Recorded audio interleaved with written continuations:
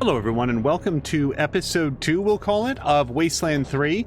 We had a really good time with the audition stream that we did somewhat earlier in the week. Was it last week at this point? Honestly, who can remember? But we're going to go ahead and hit continue. As of last episode, we had really filled out the party. Yes, and hello to Club, who says now I can check this game out. Now, it might be a short time before we get to the combat section. And hello to Markintosh. Club is a big fan, as am I, of XCOM 2. So the combat, I think, will look rather familiar, but we're not there yet, because what we did as of the last episode was we got a bunch more people in our party. So what we've got here is... Okay, yeah. We've got Mia, Azaric, Drienne, blah, and then one of the NPC characters who said that he'd come along, Marshall Kwan, and we really didn't look at him at all. So let's see if we can learn something about his attributes and stuff. Okay, so he's got a really nice assault rifle, which requires level 2 automatic weapons, and I suspect he's going to be unhappy. Yeah, owned by Marshall Kwan, so I don't think that we're allowed to take that down. However, we can see that it's got a special ability here, a reliable attack that has a plus 20% chance to hit, but negative 100% critical chance and negative 33% damage. So it can hit.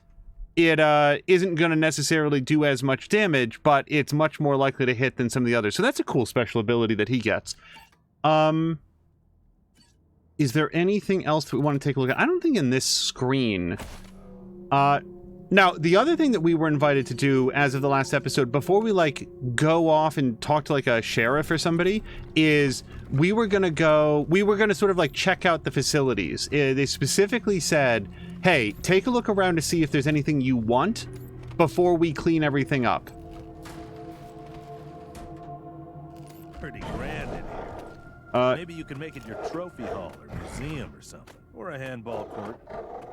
Okay, so there's something called a Razorback. We haven't seen one of these before. No, Mia, no, stop it. Okay, could everybody stop walking up to the horrible monster? I left click on it to see if there was like a way to interact with it and or like examine it, for example. And the answer was no. However, we did find Radical Rachel, the creepy doll. She'd like to see the whole world burn. Afterwards, it's her own turn. Explosive damage bonus. Oh, hey, grants a bonus to all squad members. You found a creepy doll. Creepy dolls are dolls that are creepy, but they also grant powerful bonuses that benefit your entire squad. Simply collecting them will benefit you for the rest of the game. Okay, this one is giving double birds, and this one has a bird. This one has flames shooting out of its ears. Okay, cool. The archive. Creepy dolls aren't found in your inventory. Instead, find them as well as any discovered cassette tapes and tutorials in your archive menu. Access your archive menu by selecting it in the pause menu. Okay, well, since we found that, I don't want to have to pick it up again. We're going to throw down a quick save. And hello to both Caroluna and Grumpy. You're catching us right at the beginning. And Club is also here. I would love to show Club some of the combat. I'm just taking a quick look around. So shift still highlights things in the world. That's pretty handy. All right, so here's what we're going to do. Azaric, let's get you right here. Now, I don't actually get the sense that he can see over these cubicle walls. They seem pretty tall. Also, I wasn't really expecting him to... All right, so we're going to get him right here. We're going to set up like an ambush here. For the benefit of Club, this game seems to be real-time, and then you go into combat mode, and it is turn-based. Okay, so Mia's gonna initiate. Oh, hold on. Drienne? Is that bad? Hold on. There's Drienne. Sorry, I don't really know these things. What does that mean, by the way? So we haven't been introduced to this cone. I don't know what it means. We're just gonna move them slightly ahead and then get down crouch. It does sort of indicate that they go into stealth mode, which is nice. All right, Marshall Kwan. Oh, crud. Shoot it. Wow. Sorry, that was... Apparently crouch really is stealth mode, because that thing walked directly into Drienne. I might reload that because I'm still trying to figure out the controls and stuff. When you've been spotted by an enemy, each ranger in your squad has a chance to take the first combat turn, with a higher initiative stat increasing that chance. To get a higher initiative, you can increase your speed attribute and sneaky shit skill. And hello to Moo as well. Alright, that enemy has armor, which means it can block some of your incoming damage. Fortunately, all weapons have a penetration stat. If your weapon's penetration is equal to or greater than your enemy's armor, your weapon will deal full damage. Wow, it's got a lot to say. If your weapon's penetration is less than the target's armor, you'll do a proportionate amount of damage, but no more than 80%. Examples: penetration 15 versus armor 10, 100% damage. Penetration 5 versus armor 10, 50% damage. Penetration 9 versus armor 10, 80% damage.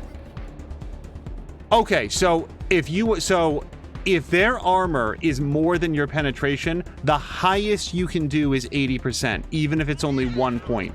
Got it. Okay. So, again, I may reload because I was trying to set up a cool ambush and getting distracted by the fact that I don't actually know what the controls are.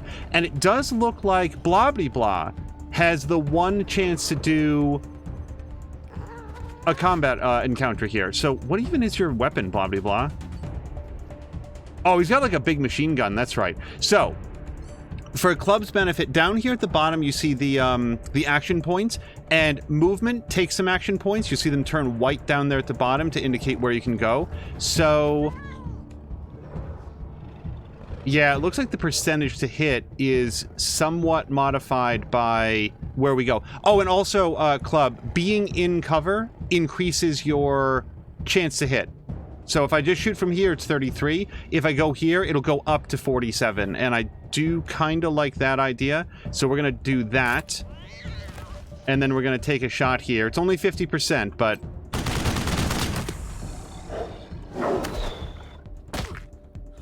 Okay, Blah is poisoned. And so is Azaric. And I don't know what that means yet. I assume it's damage per turn. Oh, Major Tomcat! Sorry, give me 1 second. The monitor that we use is doing something irritating. We're just going to click right out of that. Moose saying, I was going to give you a kind angel hug, but maybe I'll go for more of a Mia-style shove hug, Azaric. But seriously, how it's going. And hello to Zerder, who says the sequel to the spiritual successor of my favorite game franchise.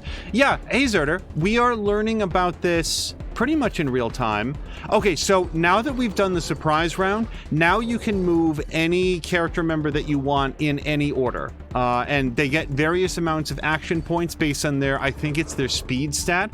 So let's start with what can Mia do, because Mia is melee focused. Mia can come around here and has a pretty good chance to mess that guy up. But we're going to do this attack, and I'll tell you why, Azaric. Mia has a serial killer perk, which means that if she gets a kill on her turn, she gets refunded 3 action points.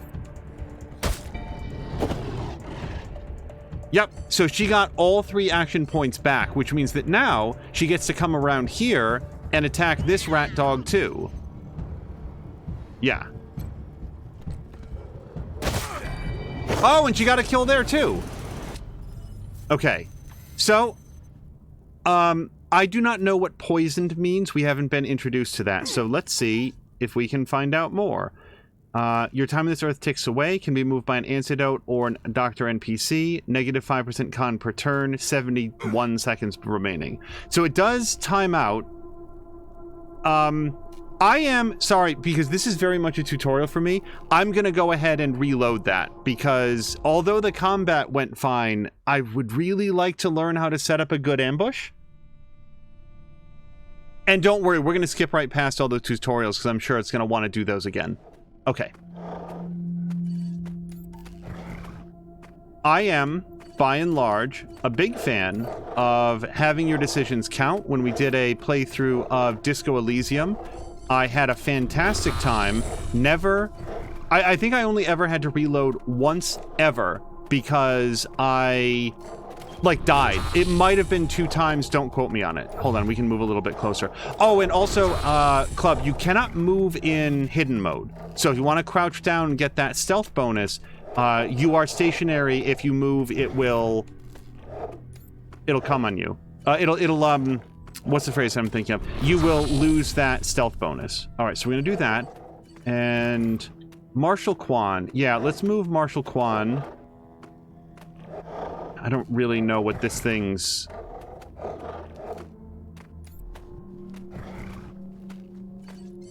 Okay. Crouch. Okay. Now, Mia's going to initiate combat because she's melee and can run up and do it. So, we're going to click on this guy, and then what I'd like to do is have Blobby Blah also take a shot, or maybe Drienne. So let's try that now.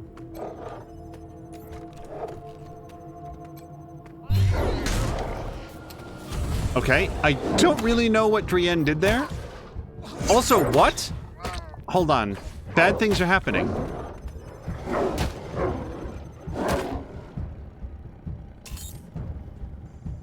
Okay, so here comes Major Tomcat. He doesn't attack. What happened that Drienne got poisoned? Oh, hold on. I'm not on Drienne. How? Did it see Drienne and attack them? Or I don't actually understand what just happened there. Oh, hello to Deporticus, who was just playing this yesterday. Zerder says the original Wasteland back in the late 80s was the spiritual predecessor to the Fallout series. Yes, that is, we talked very briefly about that at the beginning. All right, target blocked. Well, we can come around the corner here and hit that, I think. Hold on, where is this? There it is. All right, I think Mia's gonna have this in, good stead. So another thing, because it's an action point based thing, Mia can swing her sword twice, and I think that's going to be enough to kill this thing. Are you serious? Wow, okay. And then she got the kill. Okay, well, that worked out. So now Mia still gets her +3 action points for being a serial killer. Oh, and Club, here's another thing that's very cool. Club says, sorry for the late response. I was doing something real quick. We're doing really good. How about you? Is what he asks Club. So, sorry, Moo. So, Club, at the end of your turn, depending on how many action points you have, you can do some cool stuff. Like, you can set up an ambush shot that works a little bit like Overwatch does. With the added benefit being, the more action points that you have in your bar, the greater your chance to hit. It sort of represents taking careful aim at whatever your ambush target is going to be. As far as I know, though, you cannot specify the ambush target. It appears to be the first enemy that acts. Then you've got Defend, which does the same thing to increase your defense, and then you can actually carry over up to 2 action points to your next turn. Now with Mia, I don't see very much benefit to holding on to her points, so we're going to come up here. Now Azric has a sniper rifle, and that doesn't do great at this range, I'm learning. So can we move 1 square away? That is actually not much better. Well, 28% is still not terrible. I mean, it's pretty bad, but... Whoops. Okay, that was not effective. Okay, Drienne, what does this mean, this cone? Oh, is it outside their range? Okay. Or is it just blocked? I think it might be blocked. Oh, that's what it is. Maybe it's showing like what is blocking the point of view. So it gives you a little bit of a clue on how to get around it. Okay, so let's move up here. Okay, I still don't know what the cone means, but... Whoops. Okay, do the shoot. Shoot this thing.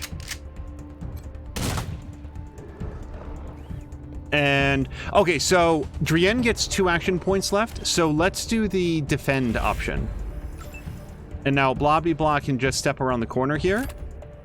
And we're going to take this shot. Alright, so that came out somewhat better. Not super good, because I do think that Drienne got poisoned, but that's 1 person poisoned as opposed to 2. Azaric says close range sniping is not my specialty. And hello to Azaric. Club says not standing behind high cover. I figured because I was sort of banking on the idea that we were going to kill them that round. But yeah, I am addicted to high cover. Okay, so we're going to get to loot. We found some Wolverine fur. Oh, that's another thing. It does sort of like an area loot, which is pretty good. Okay, so we found some ammo, Colorado dollars, and a moldy sock. Those were on bones, by the way. The Wolverines were not carrying ammunition. Okay, we're gonna grab some old handkerchief. A fallen billboard. Who put it here? Well, what does it say? Peak shares ammo with something something. Poke. Oh, is it like a peek and poke, like a Goofus and Gallant type thing? Okay, there's a computer here, and I think that we now have somebody on staff who can do hacking type stuff. I'm just looking to see if there's anything else around. I'm not sure. Now, when we have the whole party selected, also Drienne is no longer poisoned. I'm tempted to use a med hypo on Drienne, but let's wait and see. Now, the only thing is I don't remember who the hacker is. I think it might be Azaric. I also don't know that it matters because, again, when we have the party selected, it just, like, uses the highest skill. The power button on the machine resists your press, seemingly rusted in place. It makes a sandy crunch as it finally gives way. The screen comes to life with a sad beep. Oh, thank you so much, Force! Who says, Plant is struggle bussing at the moment. Oh, but that's great. So Force gets tomorrow off. Sorry, raid failure. Corruption detected across multiple sectors. Initiating automated repair operations. Recovery complete. View recovered logs. Okay, yeah, it doesn't look like there's any hacking stuff here. If there was something that required hacking and we couldn't do it, it would tell us what skill level we would need. Let's look at the personnel logs. There are fewer logs than you'd expect for a base of this size. Many have suffered data corruption and are unrecoverable, but you find a few that are legible. Oh, see, like this. I don't know that anybody has nerd stuff. I'm going to double check, but I'm pretty sure that if we had that, we would be able to do it.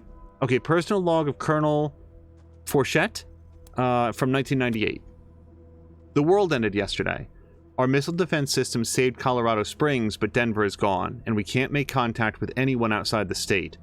Discipline will keep my men in line, but we've only got a few days until the civilians panic.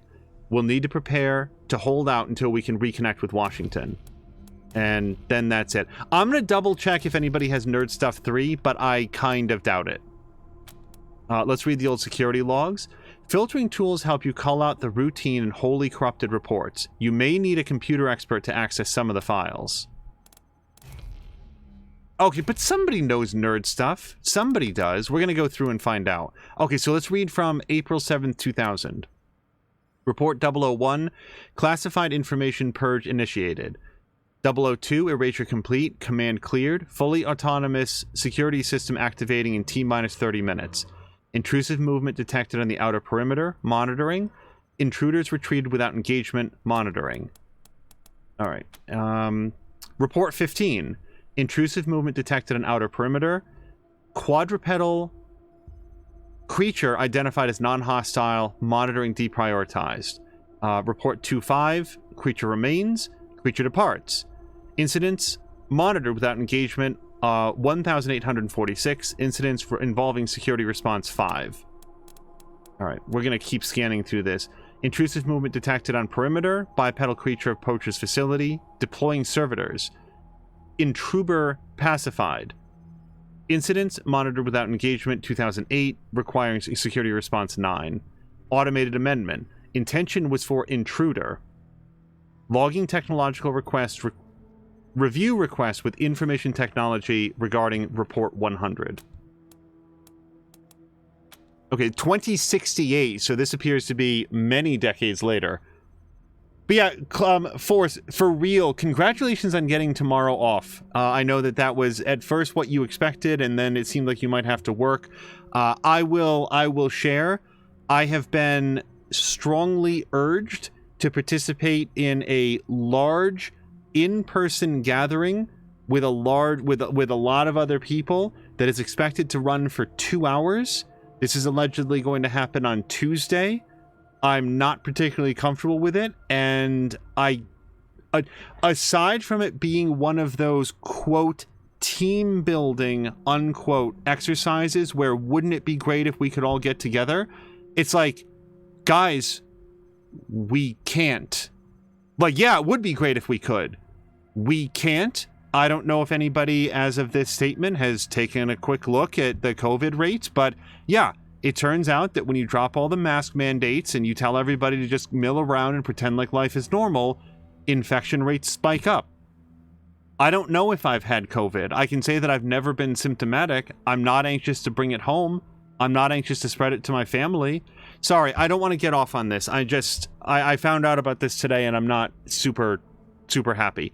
As Grumpy says, cough, cough, and then the room clears instantly. Yeah. Report 750. Intruder 032 returns to War Room. Starts fire for Intruders 30, 31, and 33. Intruder 34 is providing them with a meal. Oh, the fire was the meal. Logging requisition request for additional servitors. I noticed that it started to replace V's with B's, by the way. Following abduction of core servitors 005 through 010 by Intruder 11. This request has been logged 1,500 times. Priority elevated. Report 751. Attempting to wake remaining servitors. Wake attempt resulted in failure. Incidents monitored without engagement 7,242. Requiring security response 15. Incidents with failed security responses 1. Incidents with inability to respond 4,000. So it seems like the machine is breaking down and starting to insert like typos. Intruder 034 now classified as deceased. Reporb 001, system wake up complete. I'm not going to try to do the B's. It's irritating to me. Complete. Accessing database. No new information since catastrophic failure reported at that particular date. Intruders 69 through 73 logged in War Room. Servitors not responding to wake up instruction. Monitoring. Intruder 71 has fully repaired the monitoring systems. 69 has gained access to monitoring systems. Self-diagnostic complete. Servitors 103, 22, and 616 present, but unresponsive. Primary power unresponsive. Secondary power at 20%. Primary processing reports all good. We're sort of witnessing the fall of this station to ever decreasing levels of access and ability. Intrusive movement detected at perimeter. Intruder 159 logged and approaching. 158 detects 159 and returns to barracks. Various intruders seem perturbed and barricade door to barracks. 159 retreats after accessing War Room and Armory. Servitors remain unresponsive. 156 departs barracks, enters Brig, accesses computer terminal. Horrible intruders. 156 has initiated a generator restart, power coming online, servitors awaking, red alert. Hey, was that the day that we showed up? Oh, it might be. So I'm going to check to see who else has like nerd stuff, because I really thought we gave that to somebody, right? Okay, let's step away. So now we got to figure out, I know it wasn't Mia, but let's go through and find skills. Yeah, so let's see who we've got with nerd stuff. I really thought that somebody got it. Maybe not. Maybe I'm wrong. Yeah, no. Nobody got nerd stuff. Awesome. That was great decision making. Azric got some sneaky shit, though, so that's cool. Alright, well, we read through, and maybe we'll have another opportunity to read this after we do get some nerd stuff. Force says, I wasn't sure, and then over the radio we heard a bunch of commotion, and the economizer is leaking, shut it all down. And she was like, several emotes. Moose says, I could always lend you a kid. They can projectile vomit onto man. Force says, I already have one of those. His name is Gigi. Gigi being one of Force's cats. I really like the stories about Force's cats. Okay, so we found a Hot Wheels car. Wow, I would have thought that that was trademarked, but I guess not. Maybe the company that makes Hot Wheels likes the idea that their toys can survive a nuclear holocaust. Okay, great. Ammo, energy cells, and ammo. Oh, by the way, I didn't call it out, but in the last episode, I said, I'm not sure how to say this. Jab clarified in chat, and I did see it in the VOD, that you would say that as 30-06 ammo. So if I say that wrong at this point, that's my best understanding of what Jab had said, and thank you to Jab for clarifying that. Okay, is there anything else in this room? I kind of feel like there's not. Shift is a real interesting button for highlight everything in the environment, because you want to make sure not to push it 5 times in a row, or you get sticky keys. I am again going to not heal Drienne yet, because for all I know, we're going to go into this chamber and there's going to be an auto heal bot. That said, let's just prepare, just in case. We're going to get Azric there, and Drienne here, just in case. And now, Mia, go ahead and open the door. Hello? Please, don't shoot. Okay, this must be one of the intruders that we just read about. Del Hackett, the woman is gaunt, her clothes ragged. She's surrounded by a group of bedraggled vagrants who watch you with fear and mistrust. Who are you? You're not dressed like the marshals. Kira Luna likes the humor here. Yeah, I like the fact that it's like, it doesn't feel like we're gonna feel ultra depressed playing in a nuclear apocalypse, right? Like it's kind of lighthearted about it, but also not silly, at least not yet. I guess Major Tomcat, the cat who assists you in combat and also wears a cowboy hat, is kind of silly, but it's my kind of silly. We're the Rangers. Now, I don't know that even Mia would say you're not supposed to be here, because we just walked in here. I'm Del Hackett, and I speak for these people. We've been living here for months, and we've got nowhere to go. Please, will you let us stay? Bad idea. I've been in their shoes, but this is a military base. If we have squatters everywhere, it'll be hard to keep discipline. Your recruits won't like it either. The Patriarch's people don't care about people like us, but you're not beholden to them. She shoots a fearful look at Quan, but he doesn't seem to notice. I'll tell you right now, I'm already inclined to let them stay, because I don't care at all about team discipline. Maybe I should, but I don't think Mia would care about that either. Where are you from? We all farmed in the border country between Colorado and the plains.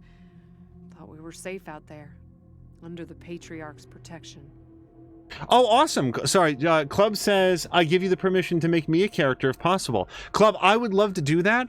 I do know that we can only have 4 active characters in the party at a time, but that doesn't mean that we can't recruit more and swap them out as needed. I will tell you right now what will sort of determine if we do that. Like, when we recruit a new character, do they arrive at the same level as everybody else? And do they continue to gain experience if they're not on the team? Because if the answers to those are yes, yeah, by all means, I'd love to like fill out some of the skill sets that we don't have. Otherwise, if there's like an experience deficit that happens there, I'm less likely to do it because I don't know how hard this game gets. But we will find out. Back then, the gangs feared the Patriarch. Not anymore.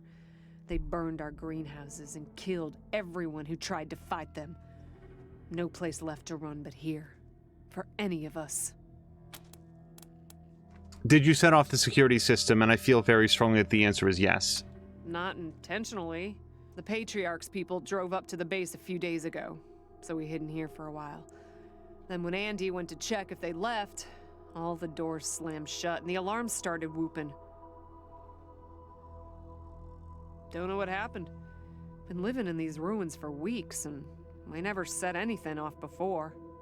Okay, I actually thought they might have done it on purpose, but the answer is no, they didn't. This seems like a very stupid question. Can't you go live in the city? Isn't the city an overrun, bombed-out husk? We're not welcome there.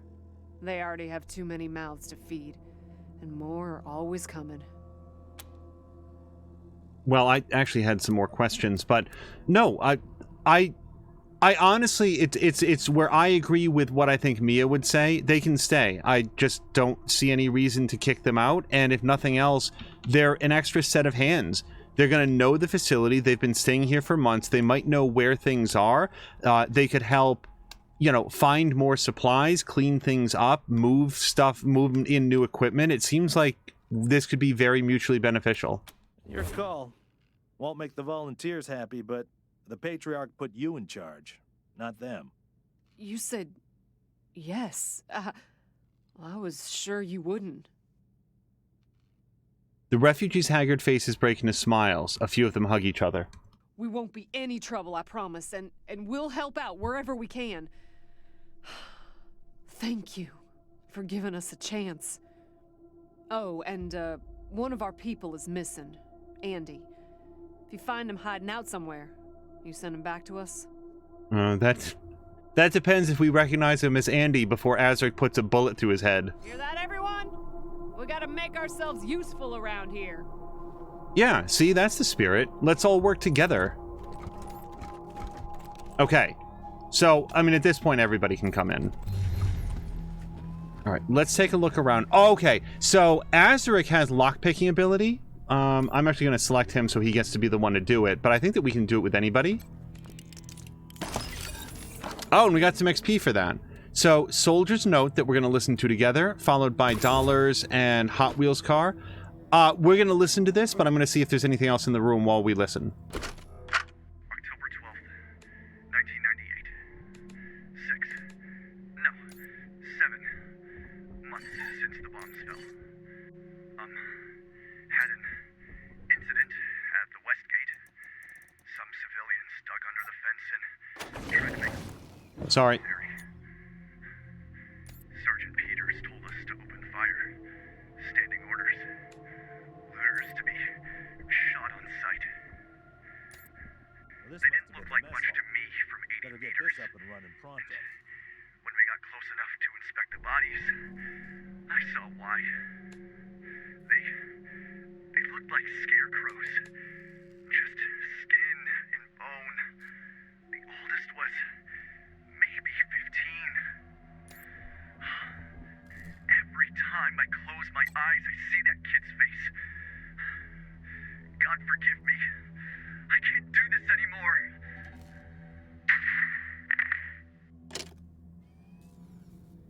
Yeah, not too lighthearted, I'd say. So this said the food on these tables is cold and partially eaten, but not rotten. It's clear somebody recently fled mid-meal. Yeah, I think we just met them. Oh, I'm gonna, like, quick save so much. Repair toaster. Failure requires toaster repair level 3. This must be some holdover from, like, earlier Wasteland games, the toaster repair thing. It's weird. It's like an inside joke that I don't particularly get.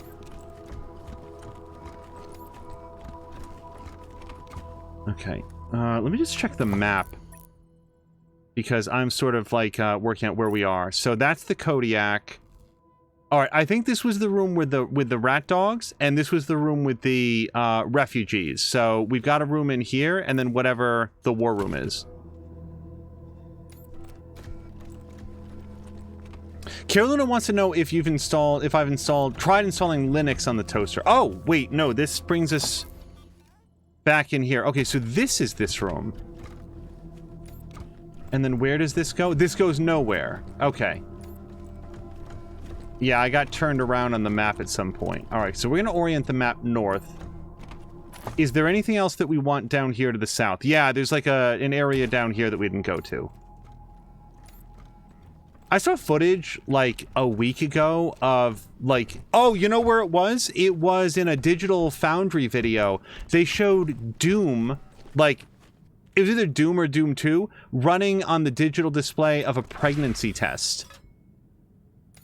Oh, hey, howdy. Wait, I hear a dog. I think. Maybe I'm not far enough into the room to see the dog. I just don't want to... We all hear that, right? Oh, sorry, the dog is outside. Okay, he's panting very loudly because I can hear him through those steel walls.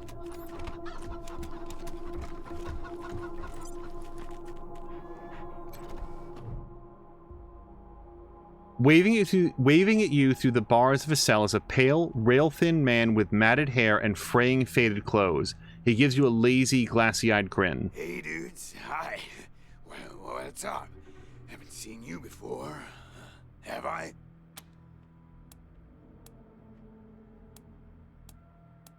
I don't think Mia would identify herself as a landlord. We're the Rangers. This is going to be our new headquarters. Rangers, huh? Cool, man. Cool. I like your look. I think I had a shirt like that once, a long time ago. Long time ago. Headquarters for what? Maybe it's none of your business, yeah. Yeah, I feel way differently about this dude who's locked up. Who runs this place? So far we know the Patriarch, and we know those refugees. Somebody put this guy into this prison cell and has at least done enough to keep him alive, unless he got locked up in the last 24 hours, and we know we didn't do it. So I don't trust this guy, because I don't know why he's in here. That's top secret. Oh, sure, top secret. So you're part of some important organization, huh? You look like you're, real important, you know? I can see it in your pretty eyes. Do you have, more people in your group? That is not something you need to know. Alternatively, we could just, say we're going to ask you questions now, which is where I'm feeling. Also, Club is asking if I've given Risk of Rain 2 a shot. Not yet. Yet. Not yet. I was actually thinking about that the other day because I saw it somewhere. It's like, oh yeah, we picked that up at that sale. I would like to, Club, because I know that you highly recommend it. But not just yet. Then again, I like Mia being like, that's not something you need to know. Oh, so not many then, huh? Don't worry. You'll make new friends, I bet, though. You seem real friendly and nice. So, hey, what?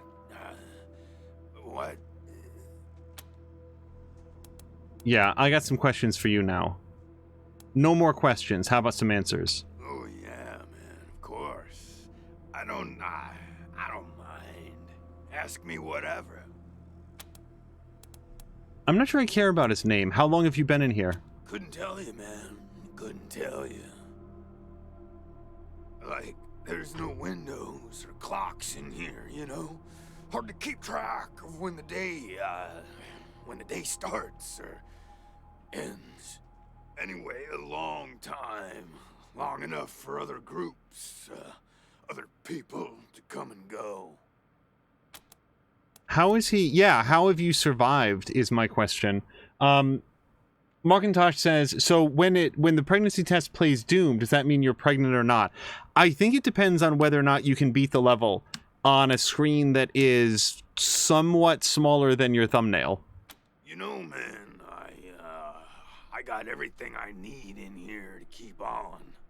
Little crack in the ceiling over there drips some water. So I just gotta lick the wall when I'm thirsty. And, you know what they say about dark, damp spaces, man? Mushroom grow there, man. So I added a little self-made fertilizer. Those mushrooms are growing good. You've been living off wall water and mushrooms? Yeah, man, yeah. Yum, yum. Specifically, mushrooms fertilized in your own feces? That doesn't... Okay. Oh, yeah, and bugs, when they come by. Buzzy crunchers and climby snappers and skittery two-bites and running gushers. Sometimes roly poppers and hoppy specks. Once a squirmy slurp. That was a good day, man. I didn't realize he was going to do a slurp there. But yeah, mainly Okay, what's your name? My name? Ned. Ned? Harry. Nick. Booger. Dickens. Lyle? Something like that.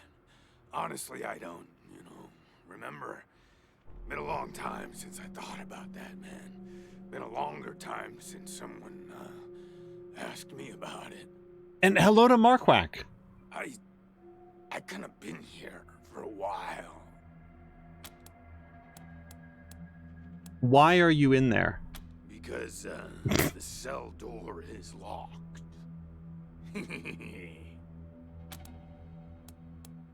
Why were you put in there? Oh, man, didn't you like my joke? I actually did, but... Okay, so a guy I used to be friends with, well, I guess he was more of a business partner. Friend, though, too, man. Like, former friend who decided he didn't, want to go splitsies anymore. So he conked me on the head. And when I woke up, I was in here. Real bummer, man. Like, seriously. I'm going to ask him something else, and then I'm going to ask him why he's in there again to see if he repeats the same story. Can you tell us about any of the groups that lived here before us? Yeah, sure, maybe. Sometimes, like, a guy might come in, but I don't know if he was connected to the guy who came in before him, you know? Kinda hard to keep track of how long it is between visits, and people don't always tell me what's going on outside. But, let me see. Last guy who came in to see me was the dead guy. Before him, Tired Eyes Lady. Before her, the Smiling Woman. Before that, it's a little fuzzy. All right. So I'm going to ask about the dead guy, but before I do, I am very worried that if I wait an extra week, I will forget to say this. For anybody that doesn't know, Marquak's birthday comes up a little bit later this month. I believe it's April 21st.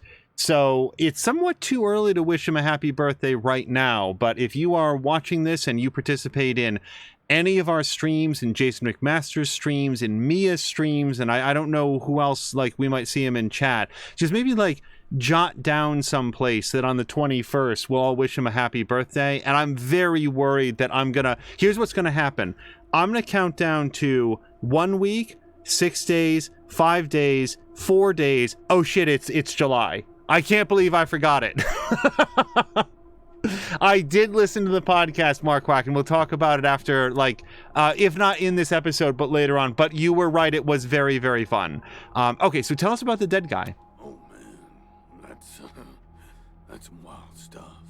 So a while ago, that dead guy over there came running in here all nervous and freaked out and starts messing with that computer machine over there. I did not see a dead guy on the way in. And yeah, then there's this big-ass flash of light from the computer machine, and he falls down, and then all these, sirens and flashing lights. It was horrible, man. Like, it made it really hard to sleep, you know?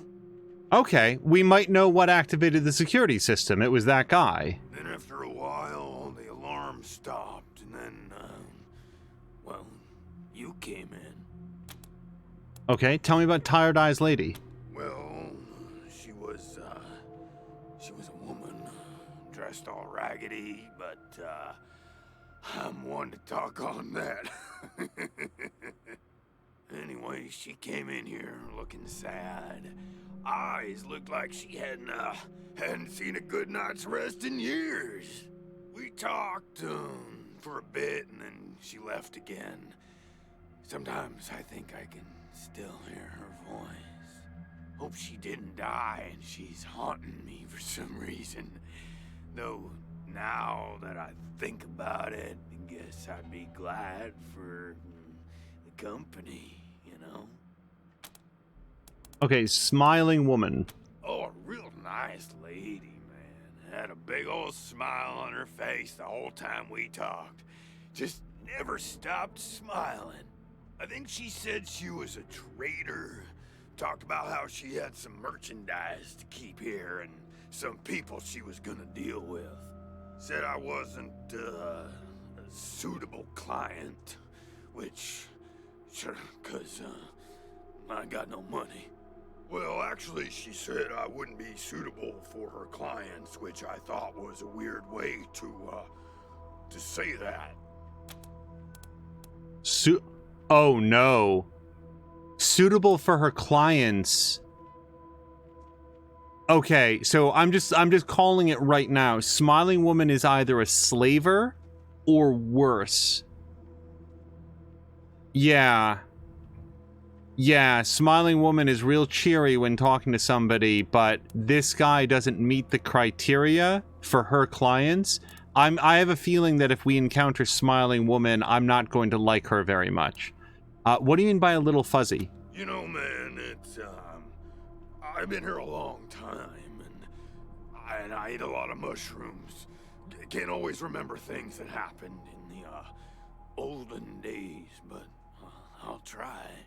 There was a gentleman bear, the lip licker, and, the bloody screamers, and them metal fellers, and the really white guy, and owl face. Oh, and the 6 wee men and a lion. But, yeah, hard to remember who came in first, and, which ones were just a nursery rhyme my grandma told me, so... yeah... This guy's voice sounds like it was very painful to do. Yeah, okay. Cool. Okay, so that was a nice long conversation. Why are you in there again? I told you, man. My partner trapped me in here. Thought he was my friend, you know? But he wasn't. Okay. That makes it likely that he's telling the truth. I was wondering if he got distracted enough if he would cook up some other story. Do you want us to let you out? Oh, man, yes, please. Very much. You're calling this one, Rangers, but really, I just let nature take its course here, if you know what I mean. I'd really, really, really like to get out of here. Really. So, here's the thing. Based on the story that he's told, it seems very credible and consistent to me that he has been in there for a very, very long time. Whatever he did, he suffered enough. If I have the option to let him out and then say, now you have to go away, leave the base, and don't come back, I'm going to do that. So we're going to see what we can do. Cool. I get it, man. No pressure, but I'd sure appreciate it. So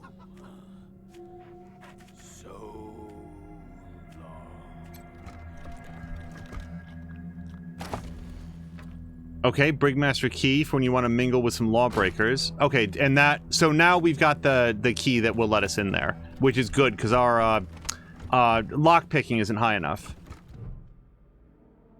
The body of a young man lies twisted on the floor. He wears shabby clothes, and he's been dead long enough for the body to go cold, but not long enough to rot. Oh, interesting. So somebody has good first aid. So let's try to establish the cause of death. I'm pretty sure it's going to be electrocution or something similar, based on the story that we heard. The body's contorted limbs in proximity to an ancient computer seem to suggest a painful death by electrocution. Discoloration in the face suggests heart failure, which might be electricity, but there's a lack of burns, which makes that inconclusive.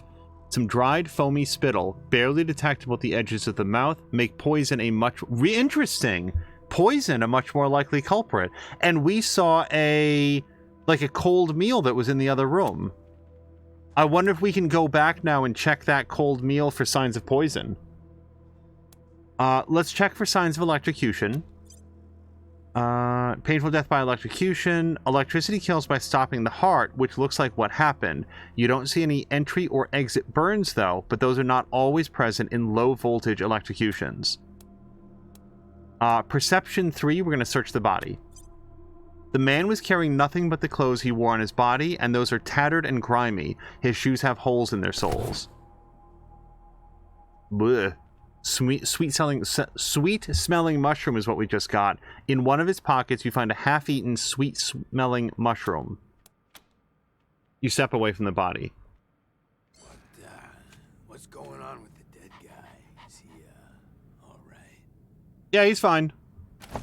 I want to see what sweet-smelling mushroom is or does. Do we have more information about this? About half a mushroom found in the Ranger HQ brig. It has a syrupy, sweet smell. Could be harmless. Could be toxic. Alright, so it looks like it would take 2 AP to take. It says try it and see, followed by 15 to 25% damage. I assume that's for the person who eats it. So, maybe when I'm feeling a little more suicidal. Okay, I'm still getting used to right-click to move, left-click to do. Attacking objects. If your squad skills aren't high enough, sometimes brute force will still work. To break down a door, smack a misbehaving computer, or forcefully shut down a power generator, use the attack option in the quick bar or press left control. Oh, left control, that's a handy thing to know. Certain objects such as vault doors or ice walls may require specific damage types to damage. Oops. No, that... See, now I've done the left control. Stop it. Mia, no. Don't attack your friends. We're past that now, yes? Okay. And we found a Casio watch. Well, it's worth looting. Alright, none of these other doors open, which I actually kind of like, because it means that we don't have to, like, go through and, like, thoroughly inspect with our perception skill. And I'm going to throw down an actual save here quickly.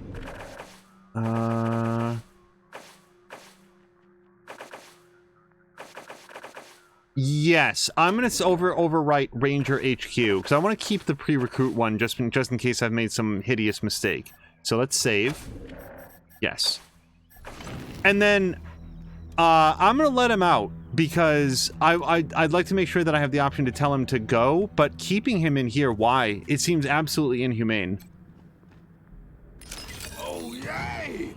Thank you so much, man. I owe you big, real big time. This won't be the last time you hear from me.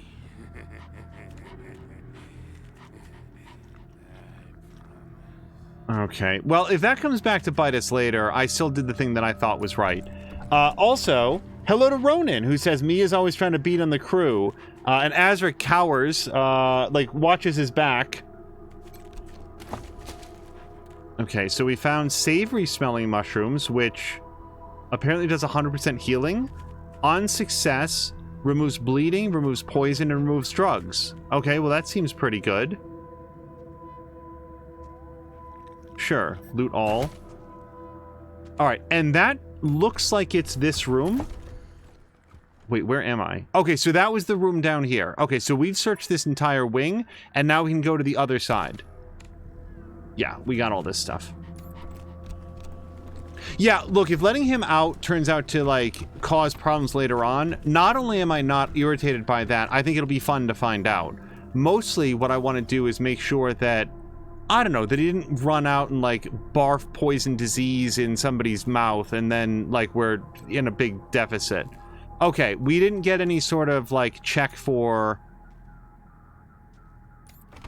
poison option. Okay, and now we're going to come back around here, and that's everything in this wing.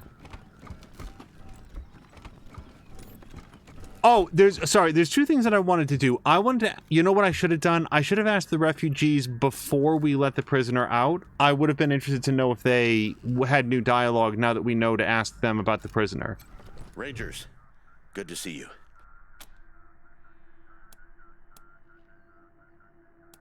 Sure. If you're going to be our chief of security, we want to know more about you. Happy to tell you what you need to know.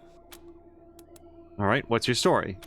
Well, came here with my folks when I was a kid, and was a young man when Saul was trying to unite the families and make Colorado a state. I got behind him right away. He had leader written all over him, even back then.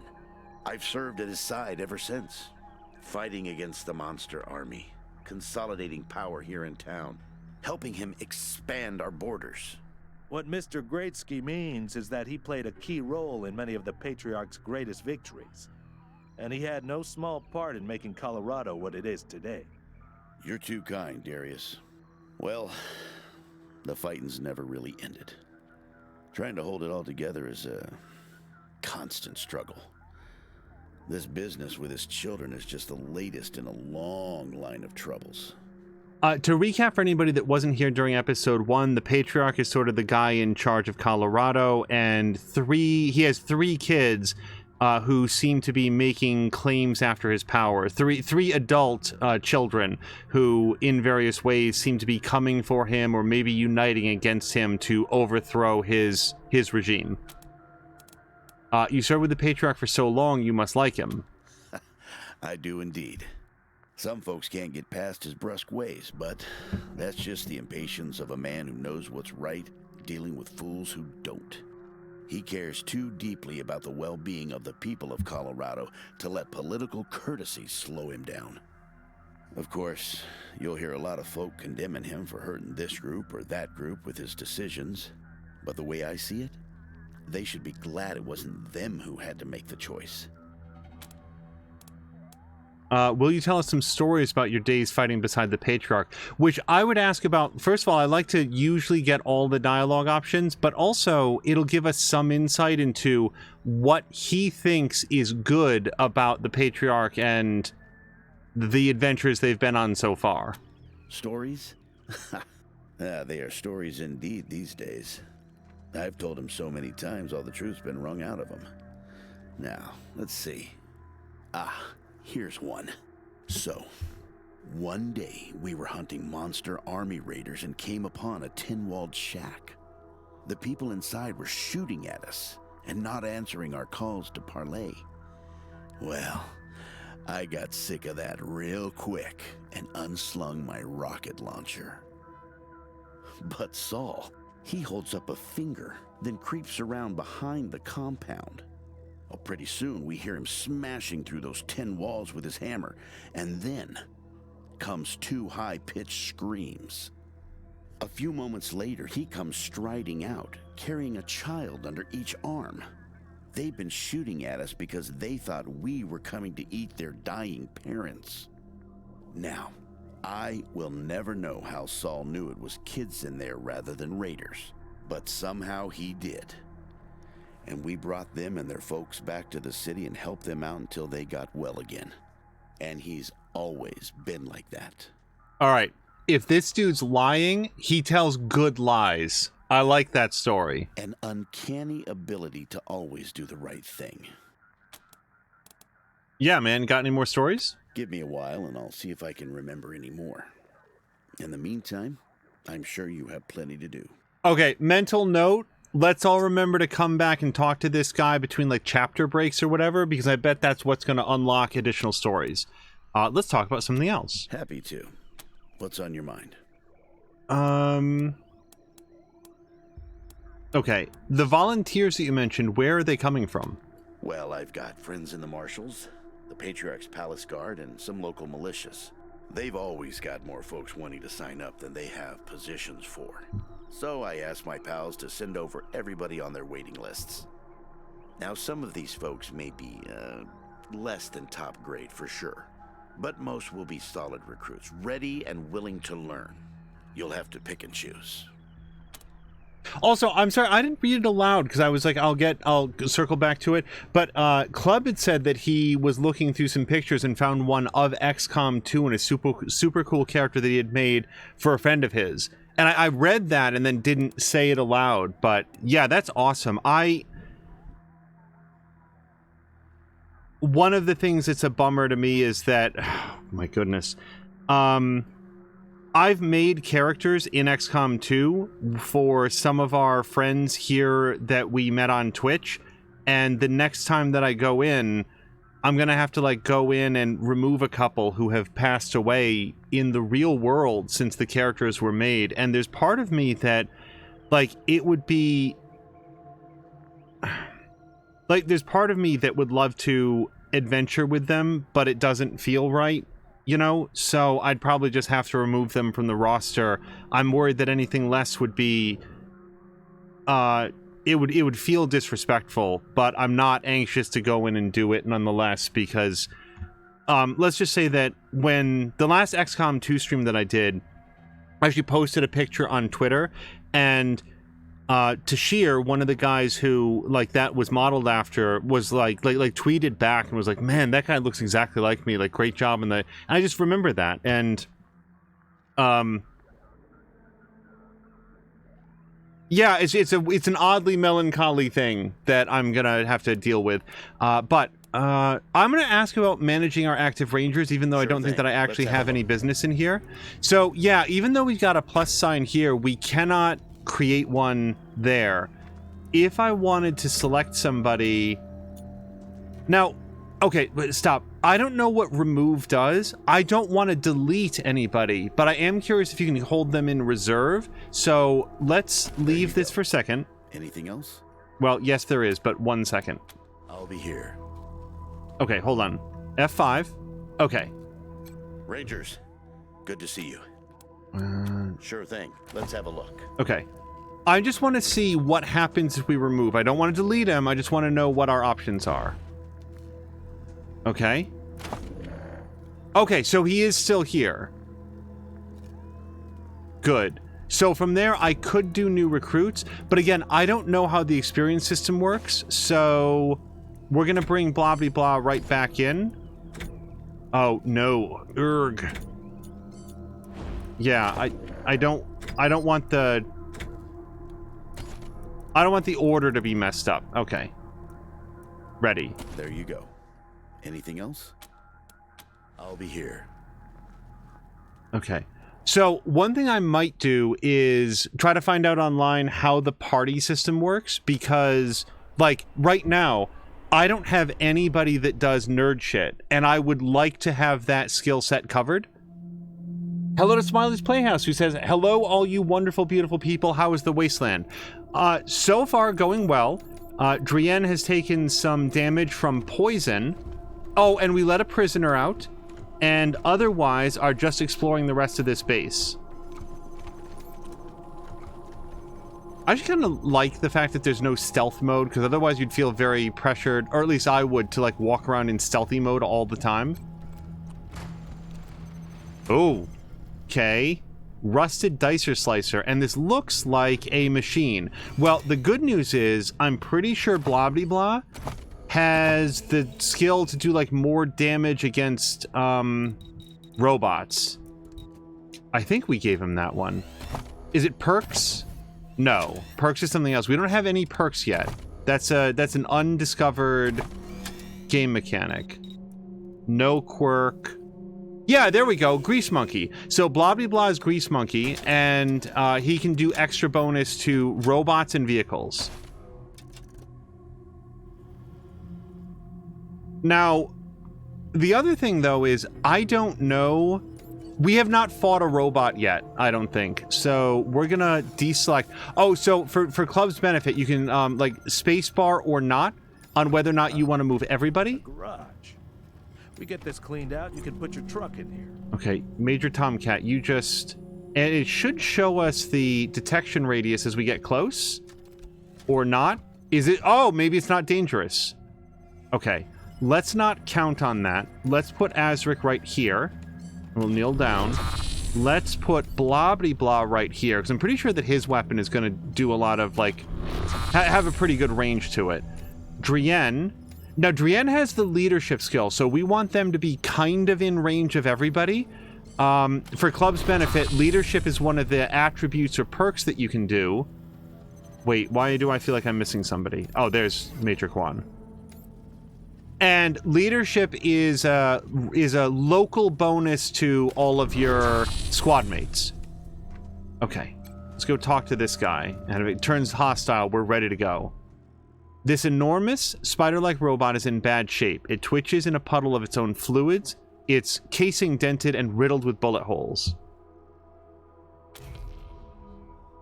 Oh, I don't know if anybody has Mechanics 3. Let's examine the robot. You recognize it as a Slicer Dicer, a pre-apocalypse military robot. It appears to have been badly damaged in a firefight and is missing some of its weapons. Upon closer inspection, you note that some of the bullet holes have been patched and several of the legs show signs of recent welding. The Slicer Dicer's main access panel is open, revealing its wiring and power plant. It's clear that someone has been trying to repair the robot. Well, we're going to leave it alone. Okay, so I don't know if anybody has, like, Mechanics 3, but now that we're all reunited, now we should get the benefits of everybody's skill set. And it's left click to do? Yes.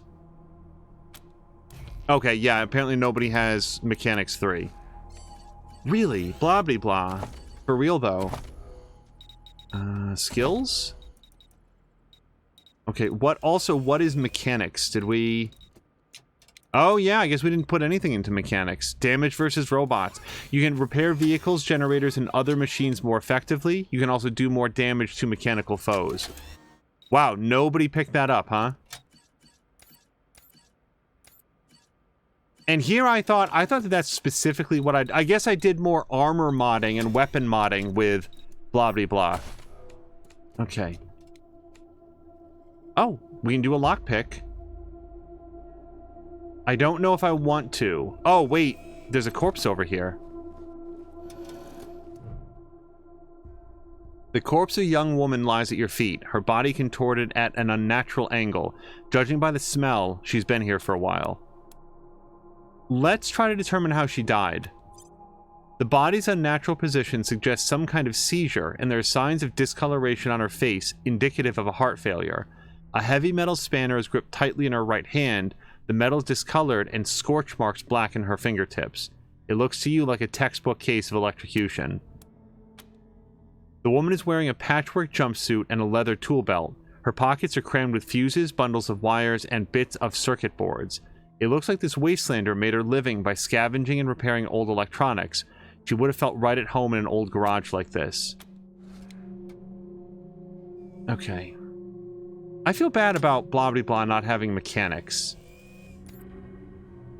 At least in my head, that's the character that we were building him up to be. Okay, let's lockpick this truck. And we found, oh, hold on, repair kit.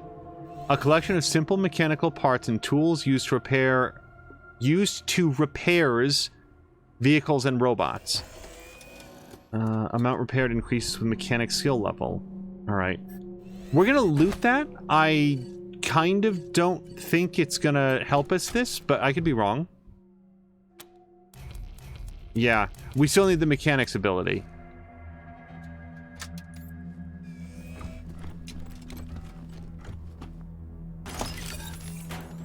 Alright, so we've got another audio tape we'll listen to, along with a shorted control chip, some scrap, and acidic sludge, one of those crafting components that you can definitely do a lot with. Tired of gridlock? Sick of dodging reckless drivers? Fed up with paying a fortune to shady mechanics that never actually fix your car? Consolidated Atomics has the answer. Introducing Hermes, the revolutionary vehicle AI that's an expert driver, navigator, and auto mechanic all in one. Hermes remembers your daily commute, gathering up-to-the-minute traffic reports to plot the quickest route to your destination. The AI also takes care of basic maintenance, keeping your vehicle in peak condition.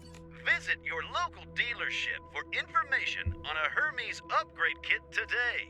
Consolidated Atomics, 21st century solutions for the problems of today.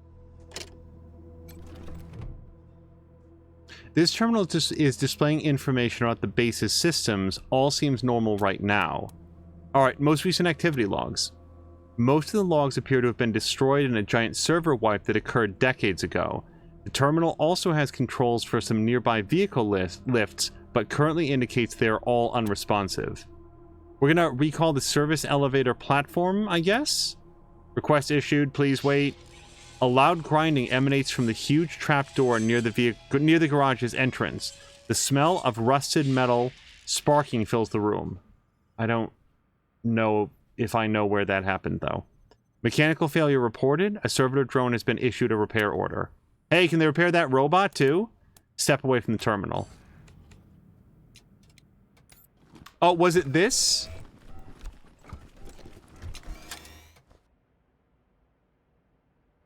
I don't know. I don't remember what was here before.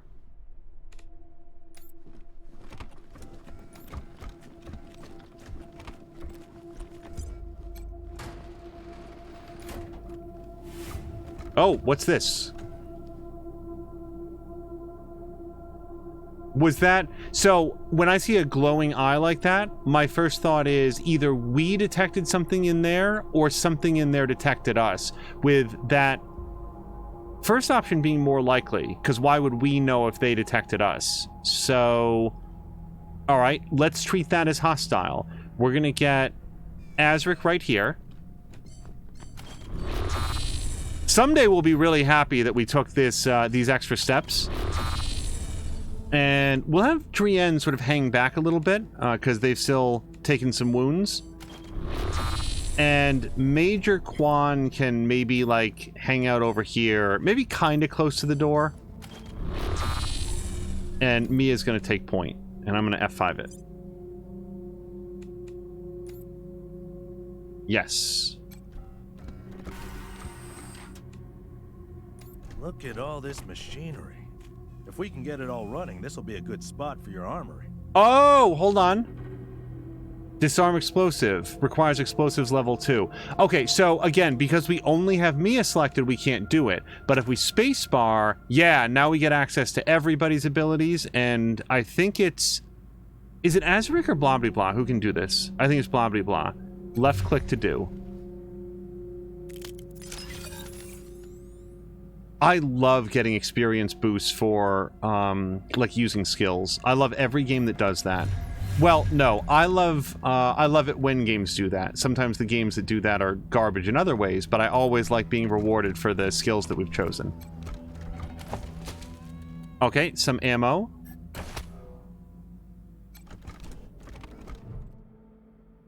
This terminal is displaying information about the base's systems. All seems normal. Let's check the activity logs. The only log you can find on this terminal relates to from several decades ago. This terminal... Okay, yeah, actually there's nothing new here, which is fine. It makes sense that, you know, they're all connected to a mainframe. Now, oh, this requires explosives level 4. I'm not even going to walk near that. We're going to have blah blah blah come over here. Oh, wait, no, we're not. We have to lockpick the door. And then back off. And now blah blah blah. That is too high for you. Yes, it is. So... Yeah, I don't think that we can get around that. What is this thing? Oh, that's the actual trap. So there's a tripwire there, and that's going to, like, explode on somebody. The next question is... No, you know what? Because if we blow it up, it'll probably destroy the grenade box. Okay. In the real world, you would just step over it, right? I just want to see... I know this isn't going to work, but I'm just curious. If I walk right... It's so much worse! It's so much worse than I thought it was going to be. Okay, yeah, that super blows. But we can get the grenade box. I'm not going to open it up just yet, just in case it's full of fireworks and alcohol, because that might not go well for blah blah blah. I guess we'll just hang out for a minute. Should be done being on fire pretty soon. Okay, and... Are we done? Okay. And all of that for one grenade. Super. That's great. Well, it is what it is. I was hoping against hope that maybe Blobbity Blah would be able to like reach over the tripwire. But no. Alright, so I'm gonna F5 it again. Carolina said this game has turned out very different from what I thought. It has so much more story than I thought. I thought it'd be lots and lots of fights. Oh, I think the fights are coming. Okay, we've got a corpse room. Again, eventually we're going to be really, really glad that we're setting up these cool ambushes. Okay, Blobbity Blah, why don't you hand out... We're going to do like a star formation here, and then Drienne can come up here. Okay, let's do this. What a stink. Somebody's been using this medbay for a morgue. Gonna take an ocean of bleach to get it ready for customers. Alright, I guess we can come in here. Whatever killed these men is not currently present. So, we've got a medic pack, followed by... This desiccated husk of a man is little more than a skeleton covered in papery skin. Let's search for the cause of death. Looks like a simple case of starvation and dehydration, but the corpse's ankles and wrists show some scarring, as if he was chained up for a while. This female corpse is bloated and putrefied. One of her arms is entirely missing. Black ichor oozes down her swollen torso. Let's search for a cause of death. Looks like the missing arm had nothing to do with the woman's demise. It had been expertly removed and stitched up long before she died. Instead, she seems to have died of an infection or illness. You notice the same scarring on her ankles and wrists as on the other corpses, most likely from manacles. The torn skin suggests that they were frequently moved. Alright, and I do not have first aid number 4. I'm going to look at this, but I don't know what else it would provide us. Yep. Okay. Let's look at the pile of corpses. There's a pile of corpses in this corner. Let's search for causes of death. These people died in a variety of ways, most of them violent. Bullet holes in one, a crushed skull on another, a cut throat on a third. They all have the same scarring on their ankles and wrists as the other corpses, most likely from manacles. The torn skin suggests that they were frequently moved. This leathery corpse is missing several of its digits and facial features. Oh, God. Looks like exposure to extreme cold took this person's missing extremities. Scarring indicates that this may have happened multiple times over several years, but it wasn't the cold that killed him. Open wounds across his back indicate he was whipped to death. You also find the same scarring on his ankles and wrists as the other corpses. Looks like these people had been trafficked by slavers. Yeah, Smiling Woman. I'm gonna remember Smiling Woman. Like, stay tuned for like episode 7, when all of a sudden there's like we meet an NPC who has an unnaturally like bright smile, and I'm gonna immediately shoot them in the head. I probably won't. I'll probably have a conversation. I'm just checking the map here. I very much want to go back and talk to the refugees, because I am curious if we can ask them about any of the things that we found. No! Lockpicking impossible. Really? We can't, like, look at this at all? The door guarding this vault is enormous and recessed into the walls, floor, and ceiling. It appears they can only be opened with that numeric keypad on the wall several feet away. Well, we're not entering a key code at random.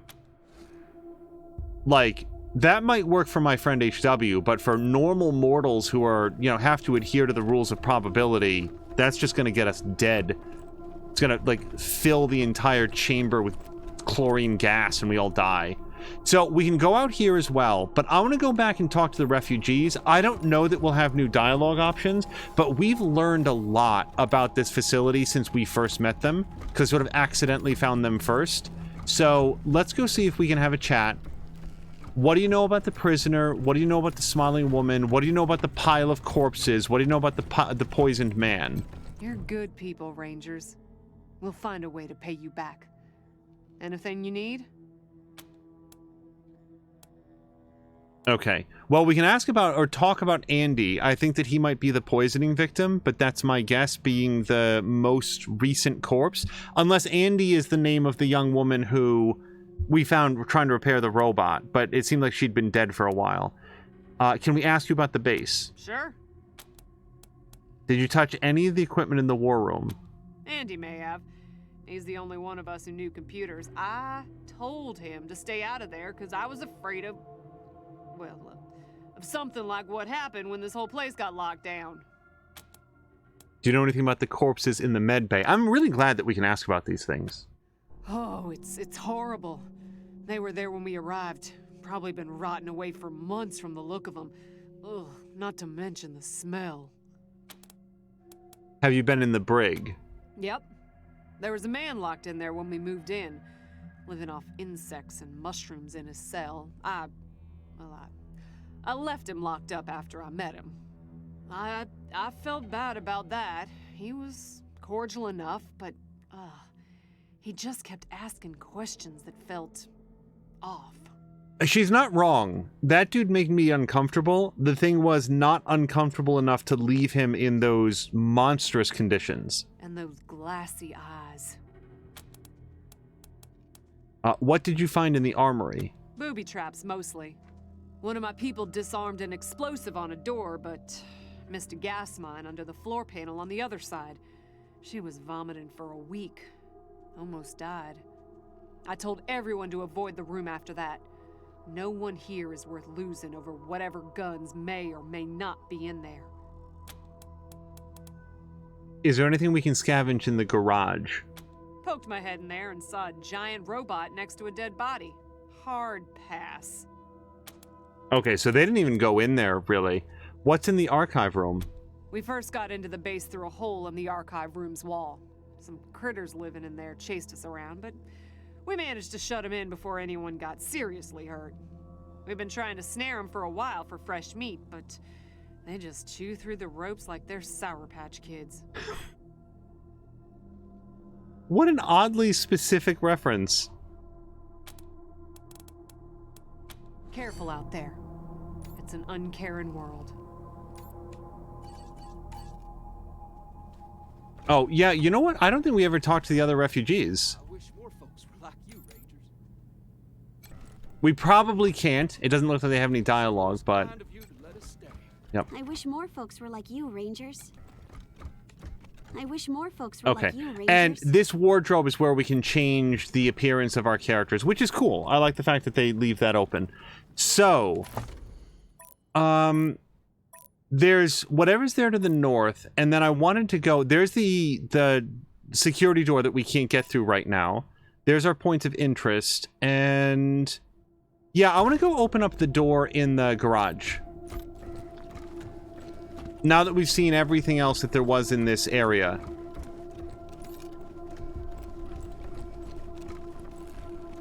One of the reasons that I'm being especially thorough here is, well, first of all, it's the way that I like to play games, and I want to make sure that we get everything. But secondly, it felt, highly implied that if we leave this, like, once we leave this zone, then Marshal Kwan's associates are going to come in and sort of, like, clear it out. So this is our chance to find whatever we want to find.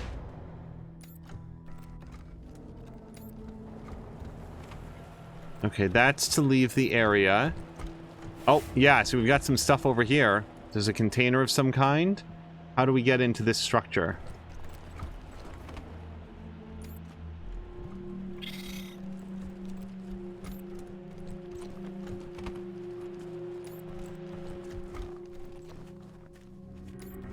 Nothing in here. Okay.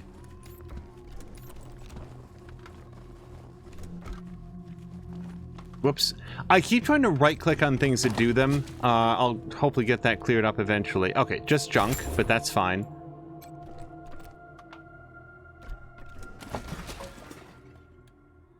Remote control chip. Turret chassis. Okay, that's a nice crafting component, I assume. And then we've got a diggable.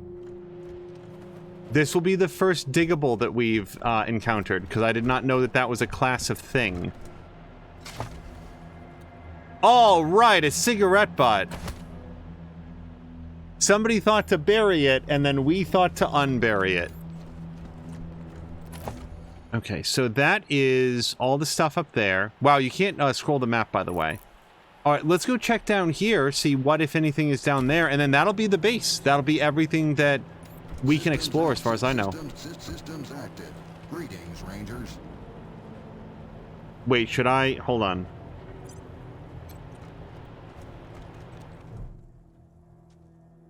No.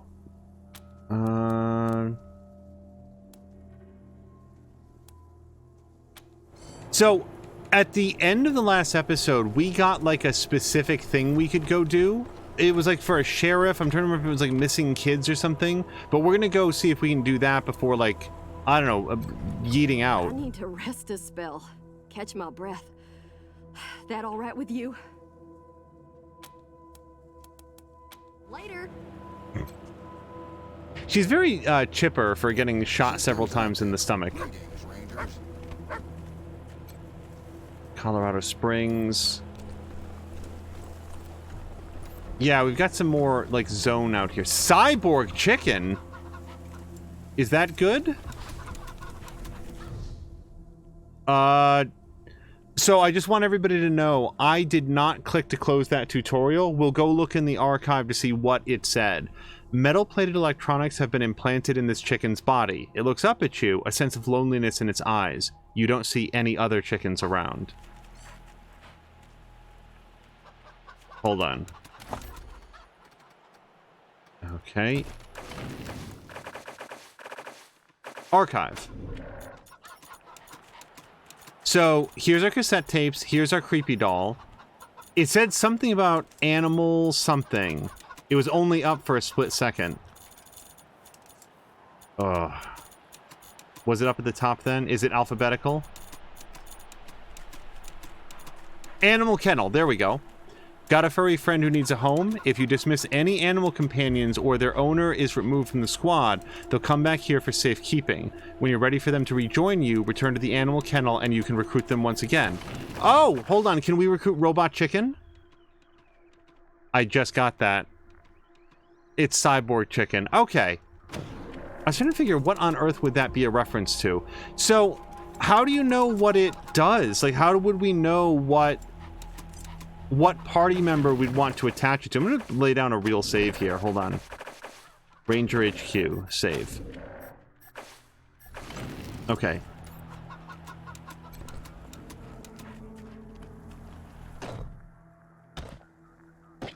The chicken appears to be embroiled in a fight with a brick. Oh, okay. Maybe we can't?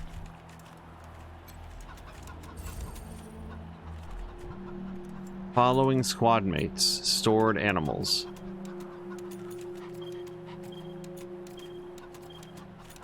Okay, I don't think that Robot Chicken is somebody that we can recruit. It doesn't feel that way anyway. Now, what if Mia talks to this? Because Mia does have Major Tomcat. Okay, yeah, so we could...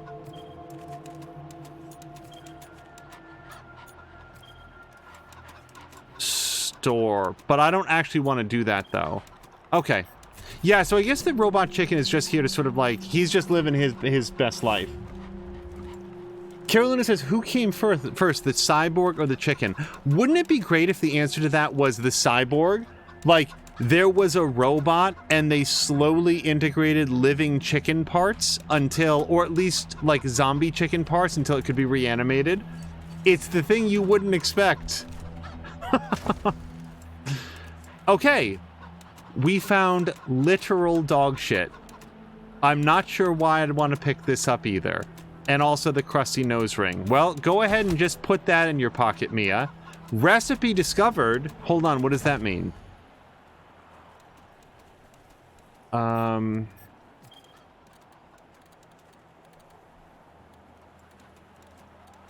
Wait, what does that mean though?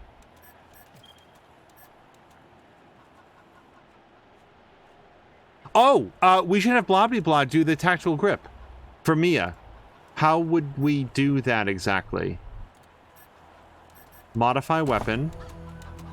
Yeah, Blobbly can do it.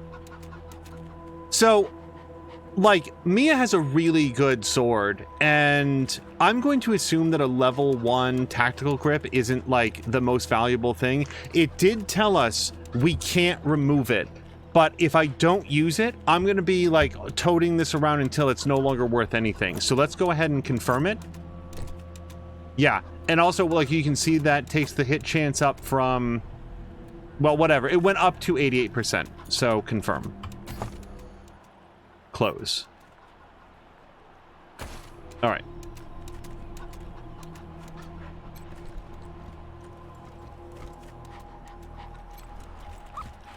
Oh no, the dogs are just hanging out. We can't, like, interact with them beyond that. Bent actuator, some scrap, and a combat analysis processor. The processor from one of the many killer robots that seem to be so en vogue these days. It's perfectly engineered to calculate all the different ways to kill your sorry ass.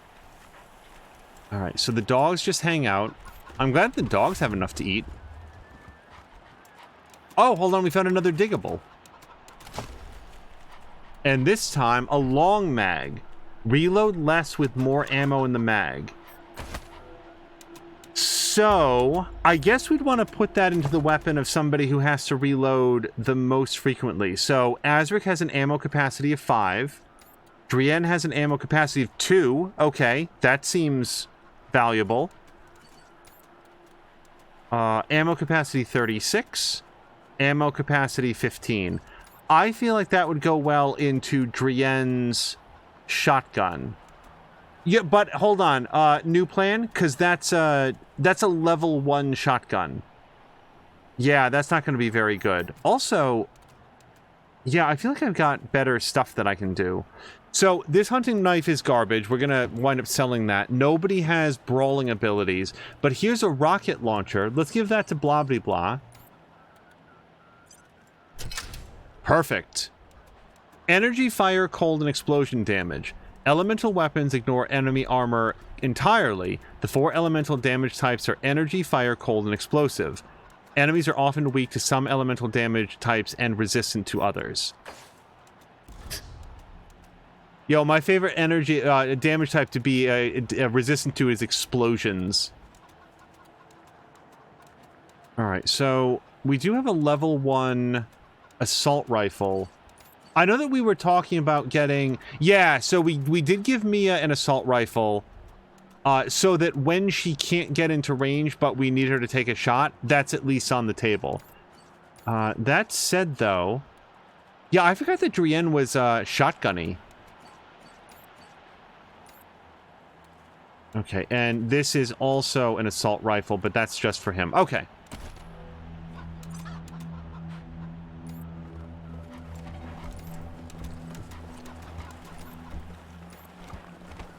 So that is a thorough walk around of the base. As far as I know, we've looked at everything there is to look at. The only mystery that... Systems active.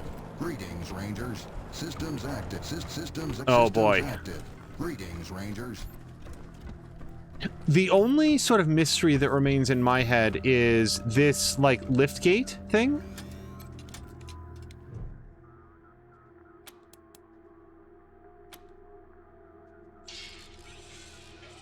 I think what it's telling us is that it can't actually do anything. Like, I think that it would be like a trapdoor that could take us lower, but we don't actually have that. The other thing that's at least possible, what if can we recruit somebody who is good in mechanics to maybe repair this slicer dicer? Like, is that possible? And is it, like, cheap or cheating to do that? I don't know. So what we're going to do is come over here and...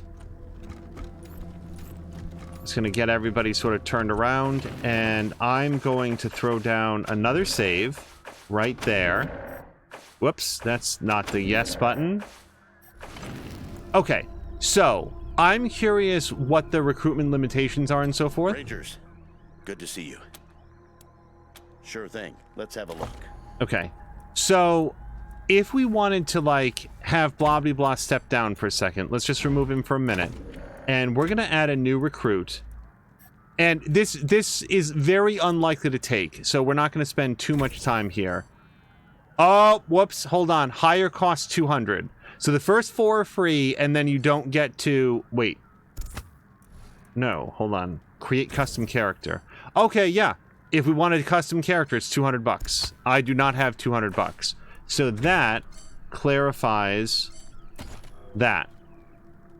There you go. All right. Well, hold on. I'm going to reload it. Just, whoops. I'll be here. Okay, sorry. Load. We're just, even though I didn't spend or do anything, I just want to make sure that we're not like saving versions where blah blah blah is constantly getting kicked out of the party for no good reason. All right, now let's go do a quest. Searching the base had less combat than I was expecting as well. I sort of thought that there would be like various threats to undo. Mission log. Primary missions progress the main story. Secondary missions are optional side quests. You've just received the primary mission Cornered Rats, so your next step should be paying a visit to Sheriff Daisy in downtown Colorado Springs. Okay, well, let me take a look. So that's Cornered Rats. That's a primary mission. I have no secondary missions. I do have some completed missions. And then we've got some other stuff down here. Oh, those are the main missions. Right, that, what's his face? The Patriarch told us about. Our new headquarters will only be as useful as the people we can recruit. We should also focus on getting our critical infrastructure up and running. Recruit personnel for Ranger HQ, a brig jailer, a medbay doctor, an armory quartermaster, and garage mechanics. Greatsky suggested we build up the base before pursuing the Patriarch's children. At a minimum, we should staff the brig, medbay, armory, and garage, as well as fill out our squad. Suggested we speak to Sheriff Daisy, head of the Colorado Marshals, who can be found in downtown Colorado Springs. He thinks she may be able to help us find some recruits. That's exactly what I want to go do. So here's our next quest. Shortly before we arrived at Peterson Air Force Base, a large group of Dorseys attacked Colorado Springs. The attack failed, and most of the holdouts are holed up in the Garden of the Gods. The Patriarch asked us to help his marshals deal with them. Oh, and that's where we're going to get all our personnel. Start earning goodwill by helping his marshals deal with the remainder of the Dorsey forces. We should talk to Sheriff Daisy at the Marshal headquarters in Colorado Springs. Okay. So, that's where we go next. Systems active. Greetings, Rangers. Yes.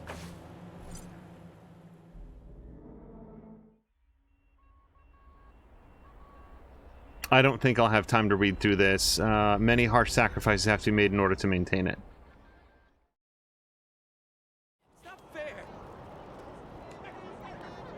Okay, so let's go talk to people. It's not fair. Fucking Dorseys! It's not fair. That guy's very distressed by the relative Please. level of fairness. My son's not a Dorsey! It's not fair. Let him go! You don't look like marshals.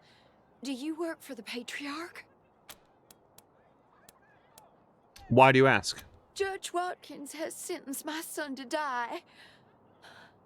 Austin is all I have left. Everyone else died on the plains. He's a good boy. He never hurt anyone. I'm sure of it. Please, maybe Watkins will listen to you. And hello to Fox McCloud, who says, help sheriff by blah, blah, blah, grabs gun. That is so far the philosophy of the group, for sure.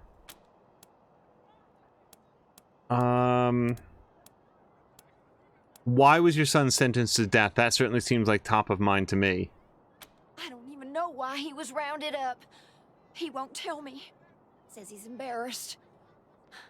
I know they caught him doing something wrong, but he says he never hurt anyone. If you talk to him, maybe he'll tell you what happened. Sometimes it's easier to talk to a stranger than your mother. I know that much. Who is your son? Austin Pease, the skinny boy up on the platform. I can't imagine he killed anyone. We've seen enough death on our way out here. He never wanted to hurt anyone, ever. This seems like an awfully casual... So what's your story? By the by? Our family escaped the wars in the East. Tried to make our way across the plains. My husband, my other son, my daughters, one by one, picked off and killed. Now it's just the two of us, and I'm gonna lose him too. Okay, so let's go find out what we can about Austin Pease. Also, Fox McCloud is saying, have you found a big iron yet? Not yet. Was that something that is that a reference to the first episode? I don't remember. But then also says, quote, sometimes it's easier to talk to a stranger than your mother. The internet. Yes. Please, help my son. Whoops. It's not fair. All right. There we go. That is. Oh, there's Austin Pease. So, can I talk to some folks first? I would really like to learn more about the world. God, I wish these people'd shut up and die quiet. This is exactly what those Dorsey bastards. How does it feel now? We ain't gonna beg for our lives. Dorsey scum! Weak like you. Okay, I don't want to wander too far from this area. Maybe we'll talk to Haley. Mom? Oh, sorry. Never mind. Talks class says big iron equals revolver. Not so far. Hey, can we talk to you? Why? What do you want? You were expecting your mother. Where is she? I don't know. We were heading to Colorado Springs with a lot of other folks when we got separated. I hurried here as quick as I could after, but I ain't found her anywhere. I keep hoping. You got separated? There was this smiling lady. She said she had some food, and I could take some back to my mom if I came with her. And next thing I know, she was gonna sell me. She put me in a cage. You can't see how much I'm nodding. It's Smiling Woman. I effing knew it. How did you escape? One of her men took me out of the cage I kicked him as hard as I could and ran. They didn't find me in the dark. And then I saw some refugees and tagged along. Stayed with them till I got here. I don't think she needs help as much as her mom does, but... No, please, I just need you to go away. Please. Okay. Bye. Okay, let's go deal with this whole Austin Pease thing. The bodies of Dorseys slain in the recent incursion were tossed haphazardly into this frozen fountain. Bastards! We ain't gonna beg for our lives! Dorsey scum! Oh, whoops, I didn't mean to, like, deselect everybody in the world. Alright, let's... Have our revenge. You ain't seen the last of us. This kid's going in the pillories next. The teenage prisoner is gaunt and pale. His hair is tousled and greasy, his face angular with hunger. He stares at the pillories with dread, swallowing occasionally. He sees you staring at him and snaps back to reality. Sorry, I didn't mean to ignore you. Just got a lot on my mind. How did you get in trouble with the marshals? Made a real big mistake. See, the Plains gangs chased my mom and me off our land. We lost everything. Heard this was a place of God-fearing people and thought they'd do right by us. People here kept us out in the cold, letting us starve to death while they sat inside, warm and fed. Then the Dorseys came and gave me some food, and some kindness, and asked me to do some vandalism. I figured what was the harm? I never killed no one, but I did bust some windows. Marshals caught me doing it, and they said I was working with the Dorseys. Magistrate agreed, so here I am. Mom would have talked me out of it. Should I talk to her first? It seems like you did it for the food, right? We were starving. No two ways about it. We were going to die. Dorseys gave us food. I figured a few windows was a worthwhile trade for the bread and meat that saved our lives.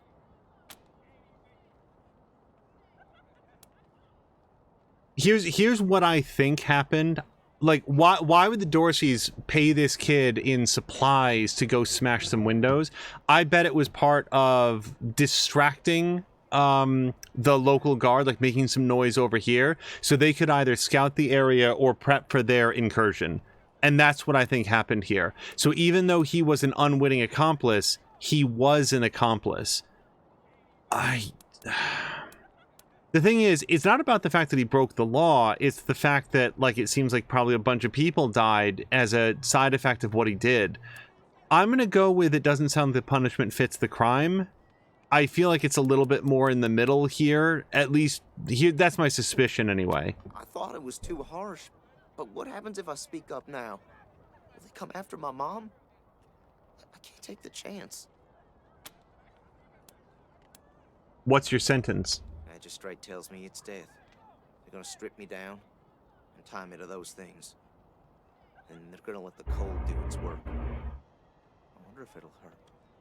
Wish I could tell you it won't, kid, but that'd be a lie. I'm gonna ask him if he's got some sort of an escape plan. No, I was never no desperado. Don't rightly know why I let myself get caught up in this. He swallows hard, his eyes on the pillories. But if I'm to die, I'd at least like to do that right. I'm gonna do that like a man.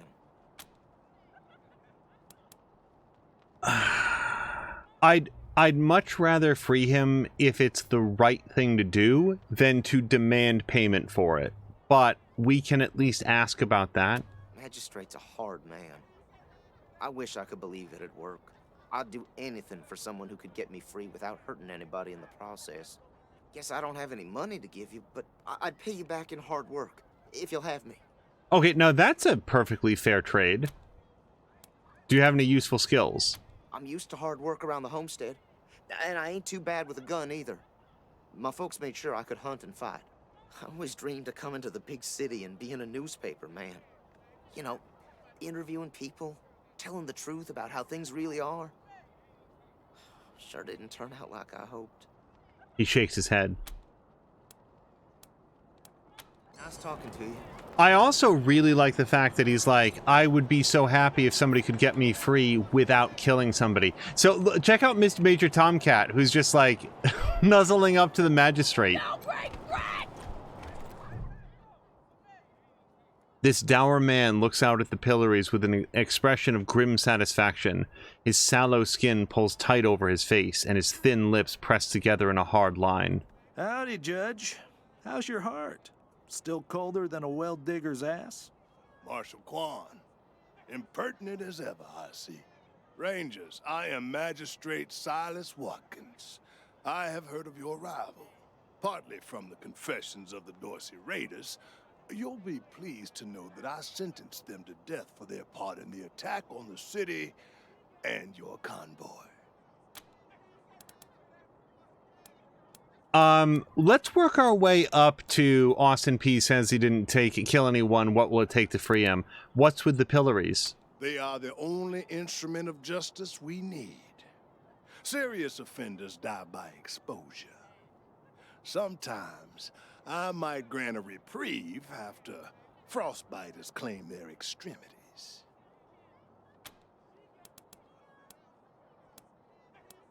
You have no other punishments here? For some offenses, we have a work camp on the plains. I don't approve of their methods, but it's outside my jurisdiction. Minor infractions like public drunkenness or disorderly conduct are punished by a short stay in the sheriff's lockup. He gestures towards the building behind him, which also, I think, gives us a clue as to where the sheriff will be found. I actually dislike the Dorseys a great deal. I would like them to be dead. I'm not sure that I would want them to be dead this way. Death by exposure seems harsh. Oh, to the contrary. It is more merciful than the punishments meted out by the mountain clans or the gangs of the plains. If we did any less, they would see our nation as weak. And in Colorado, weakness is death. As much as we might long for the world before the bombs, when justice was not so cruel, that is not the world we inhabit. And let's be honest, Judge. You kind of like it too, don't you? No, I do not. I only do what the law commands. I wonder who sets the laws, though. And since you're the law around here, I guess you're your own boss. I follow principles set forth at the second founding of this city, as you know very well. Without our laws and the penalties to enforce them, we're no better than the Wastelanders. Yeah, as Fox McCloud says, I love how Major Tomcat is standing in front of the magistrate like it's the one having the conversation. Let's talk about something else. Proceed. Austin Pease, he didn't kill anybody. What will it take to free him? His crimes are still severe. He was part of the Dorsey uprising. He caused significant property damage. His actions diverted marshals from responding to reports of attacks, magnifying the harm the Dorseys were able to inflict. Argue a case, and I might show lenience. Yeah, that's exactly, it's just like, why would they have paid him in food? They don't care about broken windows, they do care about a distraction. So, no one is kiss-assy enough. What if the Rangers were to pay for his damages and assume guardianship over the boy?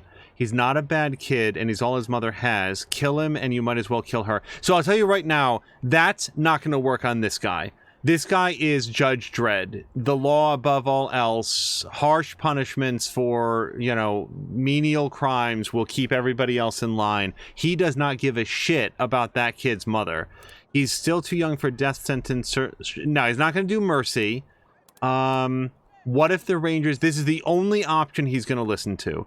The Rangers pay for the damages and assume guardianship over the boy. You wish to compensate the city and the owners of the damaged properties for their losses. I can facilitate that. That's the price in Colorado dollars. Oh, wait. I have been picking up some Colorado dollars. I sort of didn't interpret that as currency. I don't know if I have 200 of them, though.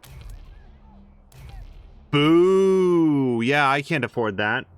Yeah, not with my barter skill at less than 4. Understand that the law cannot wait until you have the means to pay. The boy will go to the pillory soon. His time is short. Okay, I might as well confirm what I suspect. Kill him and you might as well kill his mom. My concern cannot be for his mother. It can only be for the law. Regrettable, but he chose this path, not I. He's too young for a death sentence. How about some mercy? If this was phrased to he's too young for a death sentence, surely he has a long life of hard labor to benefit the community. That might get through to him. He's not going to show mercy. Mercy? I do not see the word in my law books. The Patriarch has charged me to dispense justice, not mercy. Let's talk about something else. Proceed. And I think that's all we can talk about. Indeed. So, I may just straight up not have the skills necessary to do this. No regret! Wait. No repentance! I did something that seemed to, like, you know, strip the roof off the building so that I could see behind it. We have to be careful not to go too far, because I don't know what will advance that part of the story. Also, how do you know how much cash you have? Oh, it's right there, $176. Okay, I mean, surely we can pick up, what, 25 bucks, 24 bucks someplace? Refugees have set up impromptu shelters around the square. Even with the city's heat, they must be freezing. We already talked with Haley. The rest are just unnamed refugees. Oh, hold on, Paperboy. Murderers! Extra, extra! Cowardly attack on Colorado Springs! New in town? Did you hear about what happened? This young man is still in his teens. He carries numerous copies of a newspaper, the Colorado Patriot. Well, a few different questions. We heard there's been trouble. Sure has. Dorsey's got into the city, but nobody knows how. They started shooting up the place and killed a lot of people. Then they made a run at the Patriarch's palace. Oh, but they couldn't get inside. Fox McCloud is saying Mia looks like you just ripped them out of Gears of War. Thank you. That's pretty much what what I was going for. It took a while, but Sheriff Daisy and the marshals beat him back. Now they're holed up in the Garden of the Gods. Well, some of them, anyway. Others jumped in their trucks and ran for it. What do you know about the Dorseys? Just what I've been told. Back before I was born, they were the family that betrayed the Patriarch and tried to take charge of Colorado. The thing is, everybody thought they'd been dead for years. I mean, there's tons of stories about how the Patriarch wiped them all out. I assume the answer to this is in the sheriff's office behind the marshal, but where can we find Sheriff Daisy? Oh, Marshal Station, right over there. You can't miss the pillories out front. And you report the news? Yep. I work for the Colorado Patriot, only newspaper left in America. We tell people what's happening in the city and what they should think about it. Be careful. Might still be Dorseys hiding out in the city. Oh, I hope so. And I hope they have $25. Killed by Dorsey thugs. Families taken hostage. And for clarity, yes, I will. So, where does this go, though, where it says leave area? Oh, it goes to a machine shop. I don't know that I want to leave the area yet. I am earnestly concerned that if I do, it will advance this timeline and then Austin Pease gets pilloried.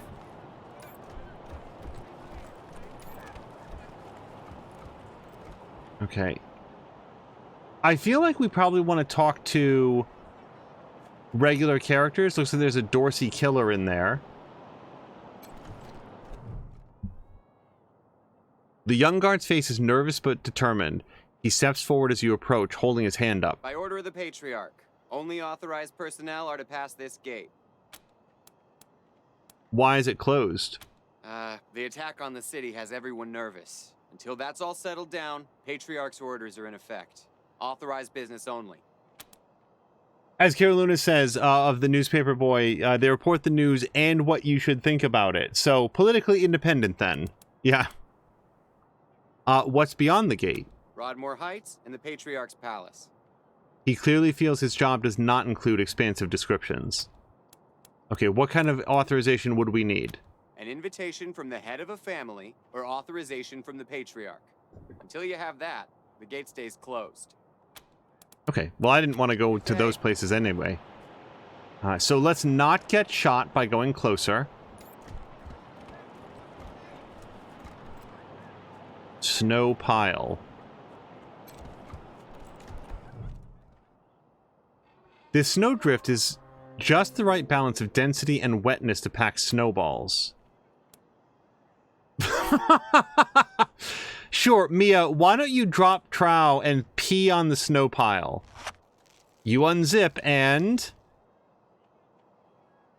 This yellow tinged snow could make for some seriously gross snowballs. Let's gather them up. You pick up several sludgy yellow projectiles, and we got 5 yellow snowballs. That's awful. Also, can we do anything more with this now? Is it an infinite pile of 5? Oh my god, I think it might be. We found the infinite piss snowball glitch. Jesus. Fox McCloud says Mia's about to start a war.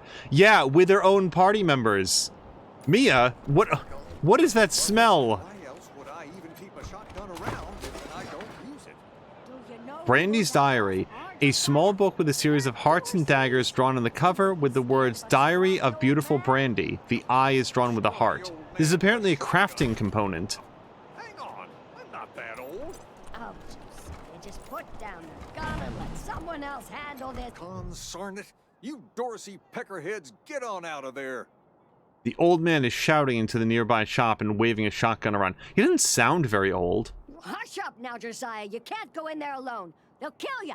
You think I can't handle myself? I've put down worse than these in my time.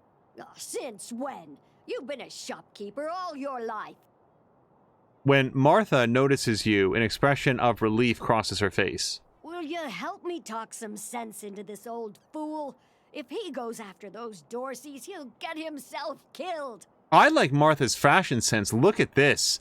A bright green blazer that appears to be like a Star Trek uniform, except also made out of plastic with bright yellow, like collar bits. I don't know what you call those. What's going on here? Some of those Dorsey bastards are hiding out in my shop. My shop! Finest clothing store in the whole dang town. So I'm going in after them. It's definitely the most fashionable. Why don't you let us professionals, here's what Mia would say. You want some help killing Dorseys? We're in. Finally, someone with some spine. I'd do it all myself, but since you're new in town, I figured you'd need to show your mettle. Josiah, don't you do this. Let these people handle it. They've had plenty of experience by the look of them. Well, I'm ready when you are. Ignoring his wife, he raises his shotgun. You stay here. Thank you. Keep an old man from killing himself, will you? Killing myself? Can't you pretend to have some faith in me, Martha? Especially in front of these soldier types? He shakes his head and then turns to you. You do this, you'll get a nice discount at the shop. Assuming I still have a shop by the time it's all over. Well, go on then. Okay. Let's get combat-y. I'm just gonna take a quick look around. Electrical relay. Like, yeah, you know what? We're gonna go meet with Snappin' Jimmy and whoever else is up there afterwards. Let's do some combat-y stuff. So I'm gonna throw it on a save. And we're going to get... So I feel like the best sight line is going to be on this side of the door. So Azric, for anybody who hasn't seen at this point, has a sniper rifle. I do feel like Drienne and Blah at this point need to, like... Wait, do they not have healing items? Stop for a second. Oh, and I've got some extra armor. Hold on, this is very stupid. Let's bring... So Drienne gets some scout armor, and I feel like Blah gets some scout armor. Yeah. Because Azric already has Merc armor. Armor +4 is the thing. I feel like the armor +4 is actually more important for Drienne. Yeah. Okay. Yeah, Drienne with the shotgun might get up real close and personal some of these times. Ammo is fine. Okay, so this is what we needed to do. Yep. Everybody should have a healing kit in their quick slot. Yep, and Mia's got some grenades. So Mia's got one grenade. Let's give a grenade to Drienne. And oh, you know what? Actually, probably Blah should have the grenades because he gets all sort of bonus for explosive damage. All right. Then we've got our crafting materials. The long mag, yeah, we're not going to burn this just yet. I feel like everybody's weapons are pretty crappy except for Mia's.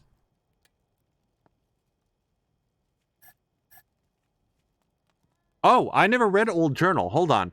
The pages of this journal are yellowed with age and the ink has faded with time in many of the earlier entries. It appears to have belonged to someone named Allie Blue. The last entry reads, November 30th, 2059. Gabriel Reyes and Althea Wesson came to our compound today. There was a tense bit where Sydney shot at them, but fortunately Jordan was there and recognized them from that time over in Balkan Park. They brought some coffee, and we talked over a warm drink. It was nice, civil, pleasant even. Strange not to be at the throats of someone not in the family, but that was the whole point, I suppose. They want us to head back into the city next week to meet with a man named Saul Buchanan. They even suggested relocating to Colorado Springs. Abandon the Peterson. Imagine that. We've been safe here for years, and they want us to move out and what? Become neighbors with them and those despicable Knoxes? We'll go to the meeting. They said this Buchanan fellow's very persuasive, and they promised us a tin of that coffee, so it won't be a total loss to check out, but I'm certainly bringing my guns. All right, and then we had the orders. Oh, we never read the secret orders. These were like the secret orders, too. Instructions to Major Veera Prasad. A. Take command of the convoy designated Team November and cross the Rocky Mountains to the city of Colorado Springs. Make contact with Saul Buchanan. Oh, so the Patriarch is named Saul Buchanan. I didn't know that before this moment. B. Establish a base of operations in Colorado Springs. Recruit and train additional personnel as needed.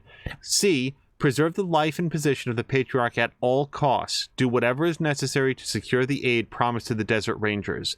D. Locate Colonel Angela Death and her advanced team. If advanced team is deceased, collect bodies for burial. If alive, ascertain reasons for loss of communications. Disciplinary action is authorized at your discretion. E. In the event of your death or incapacitation, these orders shall apply to the senior surviving members of the expedition. Wade Woodson, Commanding General, Desert Rangers. All right, that was kind of important. That's sort of like what the whole thing is that we're doing. Guys, I do kind of want to give Mia the yellow snowballs.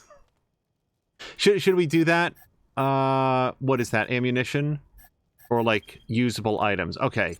Mia, you made them. You get to throw these. Now, they are actually a combat item. They only take 2 HP, 2 AP rather, and they have a 10% chance to apply the stink, followed by a 5% chance to apply various other bad things. So, back to what we were doing, now that we actually geared people up. So we've got Azric going there. We're going to get Blobby Blah over here. Take a knee. And also, I do think that we have to heal him up, because he and Drienne are very low from poison and fire. So let's do that. And then Drienne can also do that. Okay. And so, Marshal Quan, why don't you hang out here for a minute? We're going to have you kneel down. And then it's going to be Mia and Drienne, with Drienne sort of getting ready to go in right over there. And now Mia opening the door. Oops. Okay, that's a mannequin. And that's a Dorsey ambusher. So I don't know exactly what their detection radius is. Let's see if... Yeah. Are we just immediately in combat, by the way? Like, did they know that we're here? Shit, Hotlanders! We thought you was all dead. Back off! Target acquired. Blood for blood! Azric is really good at opening combat. Just immediately shot that guy dead. Okay, so we've got that guy there. And I don't know what that symbol is next to him. Is he wearing some armor? I'm not sure. And then we got somebody way back there. So let's have Mia. I think Mia can run up and hit this guy. But if she kills him, then she gets extra AP back. So what else can we do to help Mia get that kill? Drienne could come here. They should have a pretty good shot. Yeah.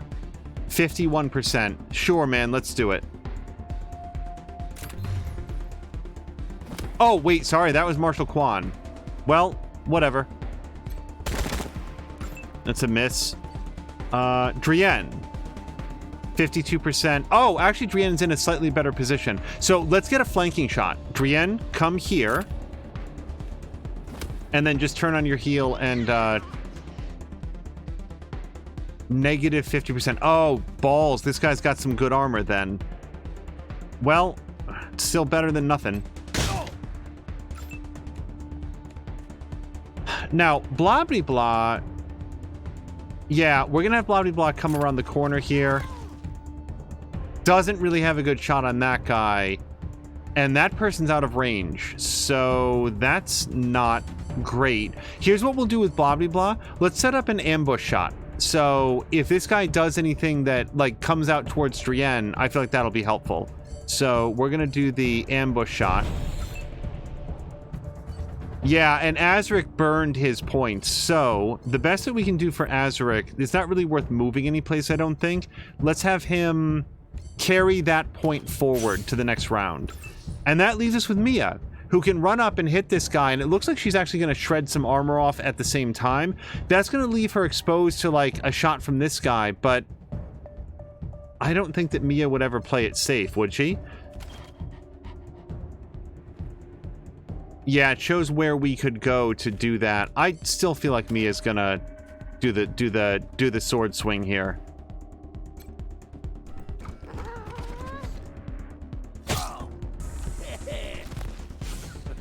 Okay, he's bleeding, so I think that's good.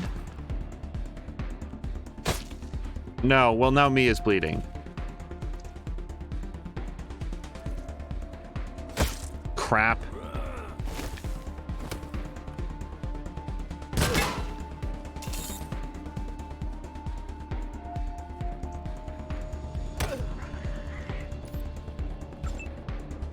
Okay, so Mia is bleeding and ready to go on a serial killer spree. Strike rate. Yeah, we're not there yet. Okay, I do feel like Mia can get the kill here.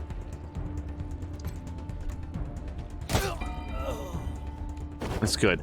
Her sword is really good against that armor, because I feel like she was not getting her damage reduced by very much.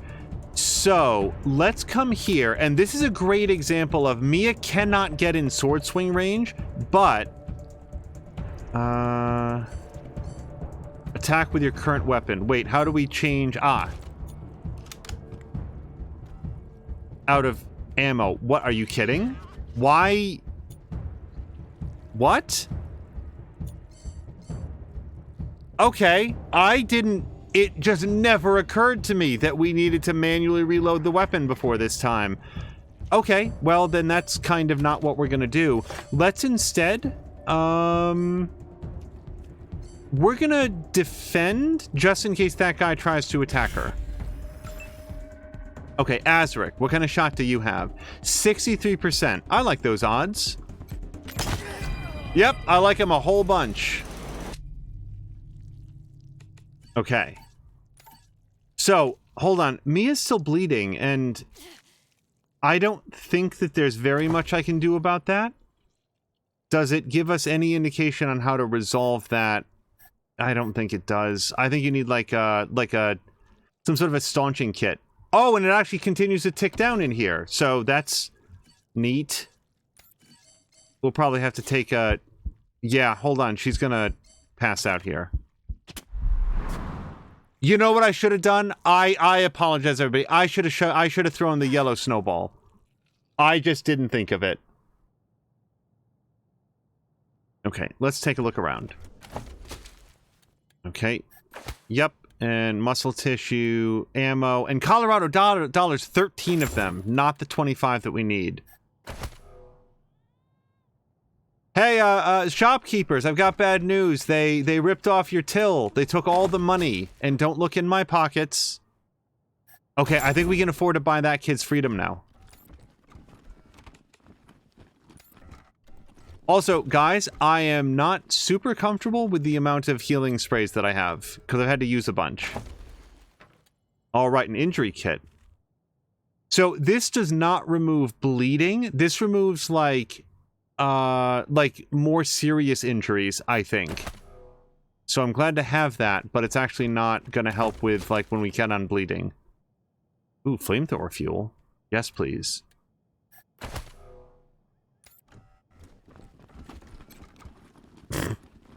Clicking on the mannequin gives us a, hey, good looking.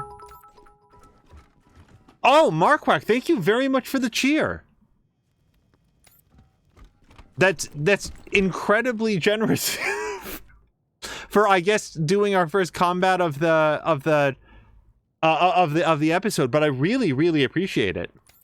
Okay, so we've done this, and I think we've got cash. Yes, so we're gonna go buy that kid's freedom. Phew, boy, thanks again for taking care of those Dorseys. Say, if you got hurt in that scrap, you should see a friend of mine, Doc Parker. He set up a clinic in the Arapahoe garage, just outside the city gate. Your wife is very alarmed by something, sir. And here, a little token of our appreciation. Come on back after we reopen the shop. Okay, so he gave us $50, $57 specifically. I want to make very sure that we don't lose... Can I talk to the cat at all? Yawn. I want to make sure that we don't lose the chance to do this. Now, I do want to note as we do this, I am sacrificing the opportunity to recruit another character to instead get this kid. I don't know if he goes to the base. I don't know if he is a recruitable companion, but it's important. I think it's important to the story and to me and to the group. So we're surely going to do this. Murderers! Rangers, what brings you here? We're ready to pay for the release. Excellent. This is the cost in Colorado dollars. Here you go. Boy, the other alternative is... Hold on. Understand that the proceed. Indeed. I just want to see, because how are we going to feel if I level up in 3 minutes? And yeah, hold on, look. We're very close to our next level.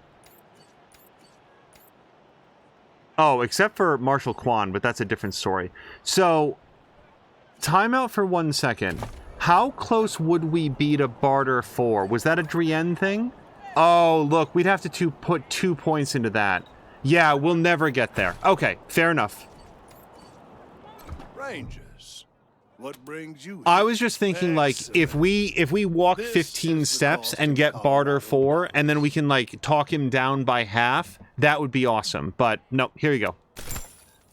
He takes the money, writes a receipt for you. One boy, $200, and jots a note in his battered ledger. He tucks the ledger back into his robes. This is irregular, but it is within my powers to grant you full custody of Austin Peace. Any further infractions he may commit are the Ranger's responsibility. I would recommend keeping him out of trouble. You should inform the boy. Best he hears the good news from you. Yeah, you wouldn't want to come off as being too soft.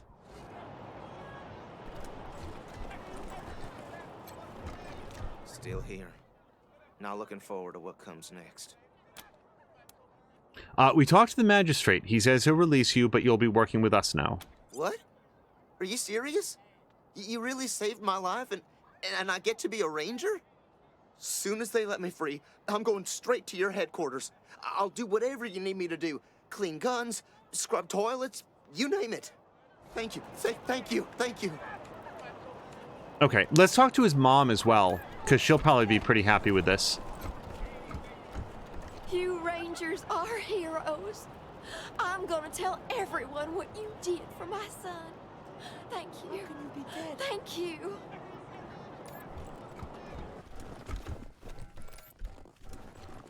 Okay, so this is the Rangers, or sorry, the Sheriff's office, I think they said. And, like, we're going to lock that in. Even if I now get, like, a couple extra points when we get up to Barter 4, I'm not here to min-max. I'm not here to find the most optimal way through. I want to make sure that we don't wind up in a situation where... Yeah, we'll do a new save slot. I want to make sure that we don't wind up in a situation where, like, it's impossible to continue, or it's, like, gruelingly unfun difficult. But... otherwise, I think that we should, like, live with the... If it's too dangerous for you, Marshals, maybe I should go in there myself. results Sheriff of our Daisy! choices. Sheriff! Miss, please. I've had enough of this. Why won't you people do anything? We're people who do things. There we go. Marshals, finally. I was beginning to think you were never going to help. Hold on now. You aren't marshals. You look like ruffians. Are you here to see the sheriff? Well, I'm first. I've been waiting here on tenterhooks for an hour. She doesn't seem that rude, honestly. I don't think that she's rude by Mia standards either. Like, I don't think that Mia would have a problem with this. Ruffians? Forgive me. That was unkind. I am under considerable duress. My family has been kidnapped by those no-good Dorseys, and the marshals will give me no answers about their situation. They won't even speak to me. I must know how the sheriff intends to rescue them. And when. Wow, this is a lot. The marshals seem a bit overwhelmed. That may be, but my family is one of the leading families of Colorado Springs. We have been longtime allies of the Patriarch and supporters of all he stands for. Surely that should be given some consideration. Sorry, I was slightly distracted by the fact that Major Tomcat was bathing himself during this conversation. Okay, I actually like this question. Is there anyone here who you think should get less consideration than you?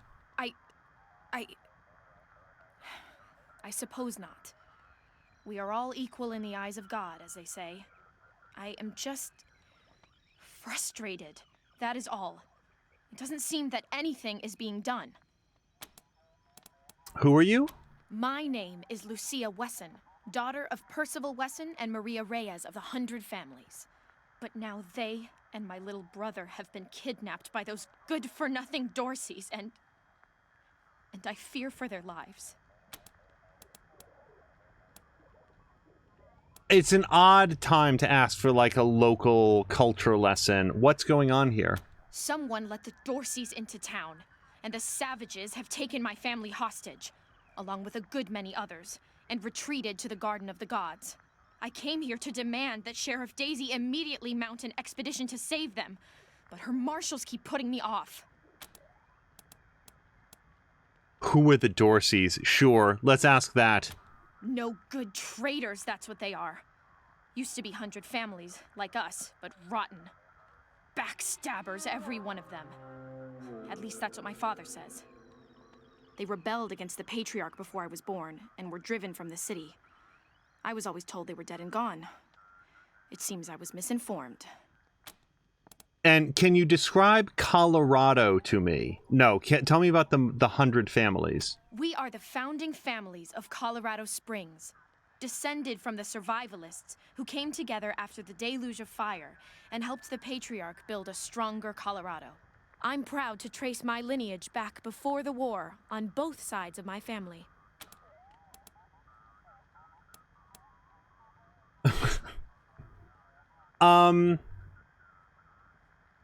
So the thing is, I want to do the quest is the thing. So also, I don't want to use the sheriff as a proxy. Like, I want her to, like, if she's gonna be grateful towards somebody, how about me? Like, how about Mia and Azaric and friends, Drienne and blah blah blah, not the sheriff? Like, why don't we do it?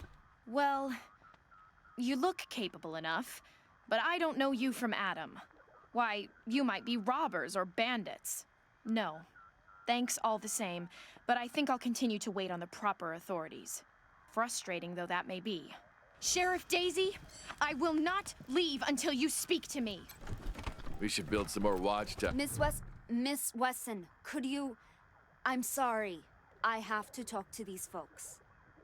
As Carolina says, quote, please tell us your life story. I think I've shared this before, but there was a great... this is not much of a... It's just sort of like one bit of dialogue from the original Dragon Age where you meet a character and one of your options are... you're having a conversation about his situation and so forth, and one of your options is, tell me about your people. And he says, no. And one of your responses is, what, no, question mark? It's like, no, I'm not going to sum up the entire culture of my people and their thousands of years of history in a couple quick paragraphs.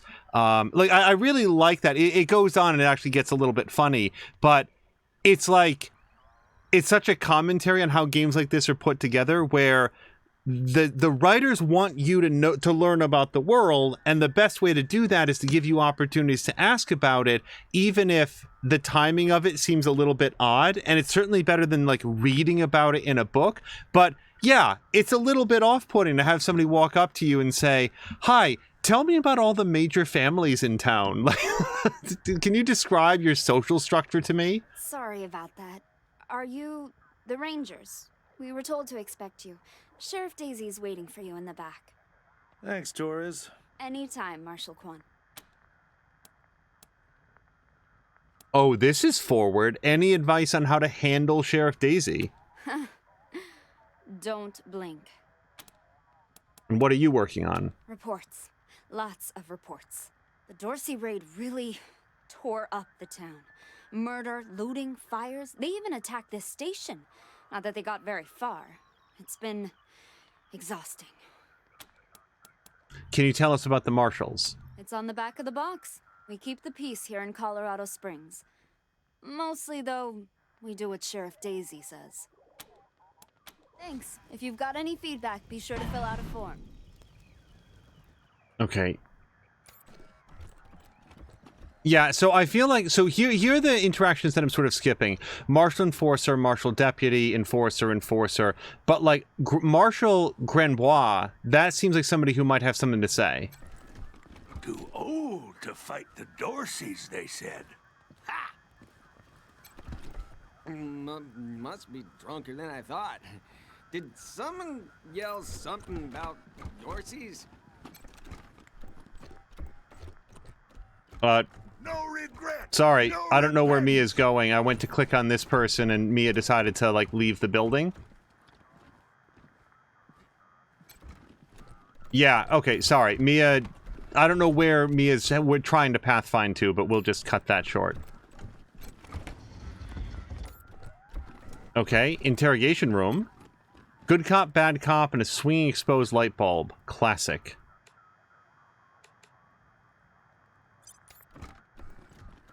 You're gonna see a lot of, like, quick saves happening because you never know when I'm gonna click the wrong button and somebody gets slashed or stabbed or, like, if I open that, does the sheriff bust in and then we're in, like, a huge pile of trouble? Hopefully not. Okay, medic pack.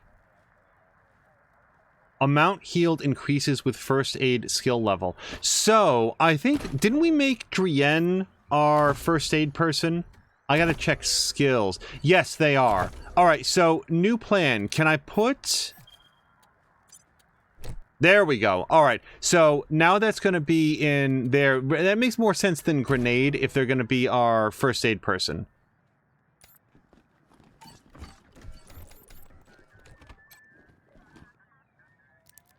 Okay, so we need level 4 lockpicking to get into those containers, and believe me, I would like to get that, so we will see about it.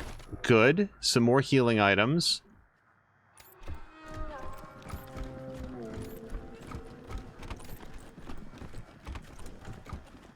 I remember discovering in Original Sin 2, Divinity Original Sin 2, that every character in the game could be traded with and would have a conversation. Like, if we were playing that game right now, all of these characters would be named, and, like, I spent, like, a good chunk of the beginning of that game, like, not talking to people that I just thought were, like, random city guards. No, they all have dialogue. It's wild, that game. Coffee makers, yes please. The marshals must go through a bunker's worth of coffee every day.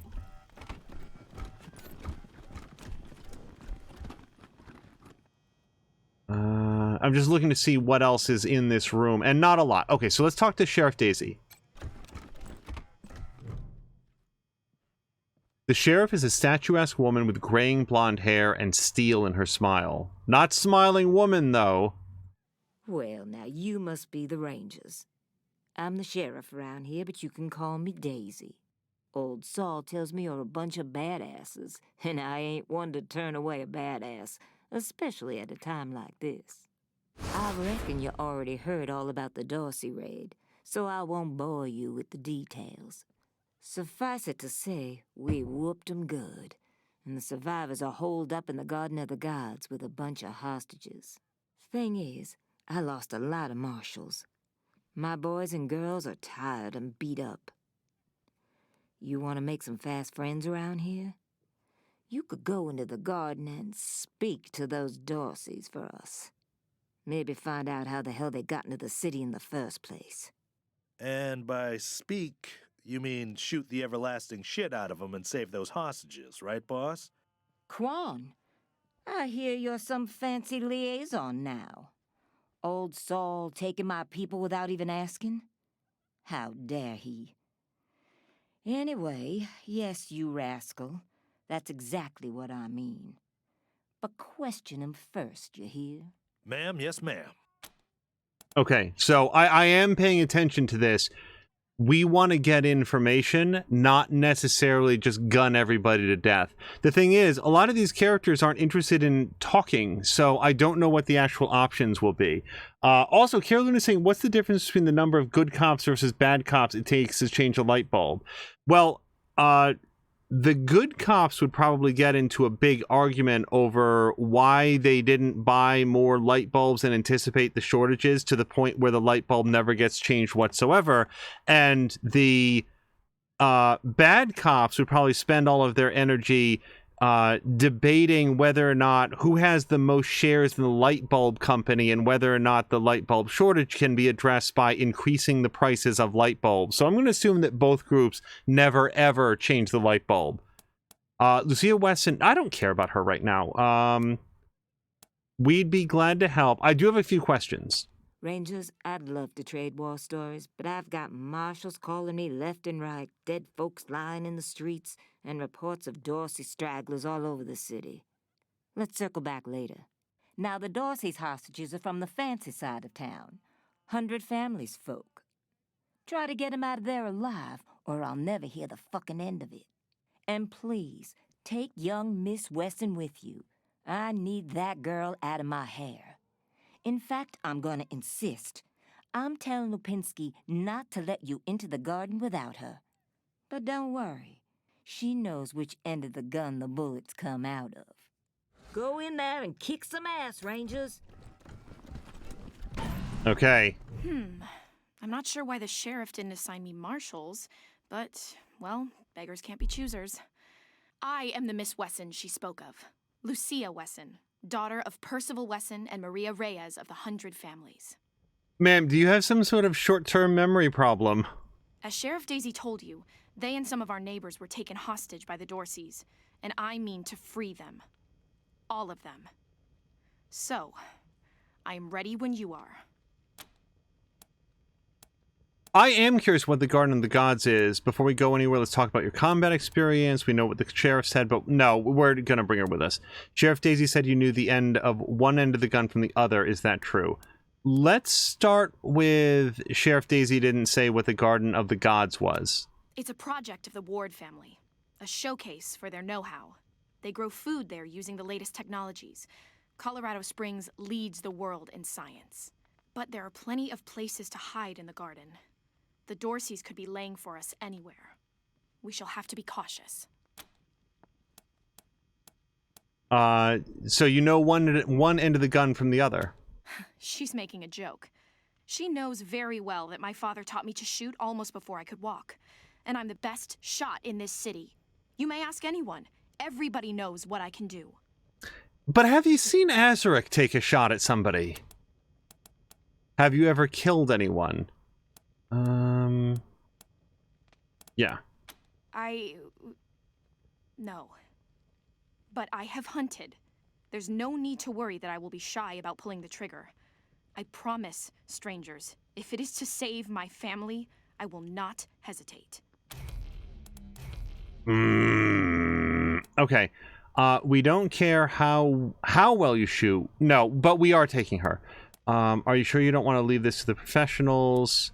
She's sure. Like, let's stop like undercutting her confidence. Let's go. At last. Okay. So let's take a quick look at Lucia. I bet she's going to come fully... Oh, so she's got a nice weapon. Lucia's revolver. Smooth from the thousands of... I've discovered some recipes somehow. I actually don't know how to craft things. That might have been a thing. Apparently a lot of recipes. Hold on. Alright. While that's running, smooth from thousands of holster quick draws. Otherwise, Lucia's weapon is polished and immaculate. Okay, and she gets a special snapshot ability that only costs 1 AP but has negative 60% chance to hit. and would do normal damage. All right. So, just out of curiosity, how do you craft things? I don't want to drop. I don't know that I want to craft right now either, but I actually don't know where that's done. I think this Blobbity Block can do some modding. Oh, also... No, see, he's got some crafting materials. How do you... Maybe we'll, like, figure this out later. That's lots of junk items. We got some mission items. There's our crafting components. You know... Oh, derp. Sorry, I just saw it. The large button right here that says crafting. Select an item from the list and use the craft item button or press return to create it. All items require scrap to craft, and more specialized items may require additional components or skills, such as weapon modding or first aid. As you increase your skills and explore the world, you'll unlock new crafting recipes. Oh, wow. Okay, so we could get some more ammo pretty cheap, and Azric can do this because he's good at sniper rifling. So we're going to collapse ammunition. Oh, look, we could do a, that's what the acidic sludge does. So let's try to remember the next time that we're facing somebody that does poison, that we at least craft the antidote. I don't know that I want to do it yet, but I like the fact that we can do it. Then we can do a suture kit. Oh, look at this. Good for closing cuts and punctures. This would stop bleeding. Again, I'm going to wait. I don't know that I want to craft those things right now, but now at least we know where it would be done. Frag grenade is just a gigantic amount of scrap. And then, what are these? So, this device hooks directly to a target's circulatory system regulating blood flow. The tiny instruments used to do so are sensitive and easily misaligned. But what does it do?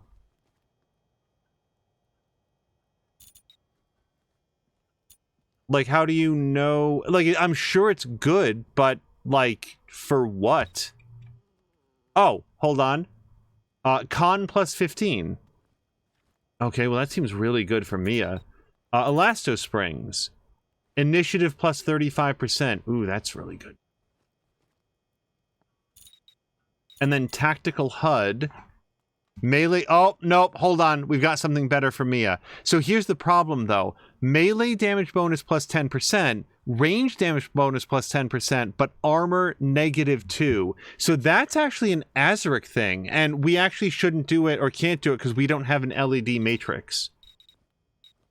But that cardio regulator, that seems pretty good.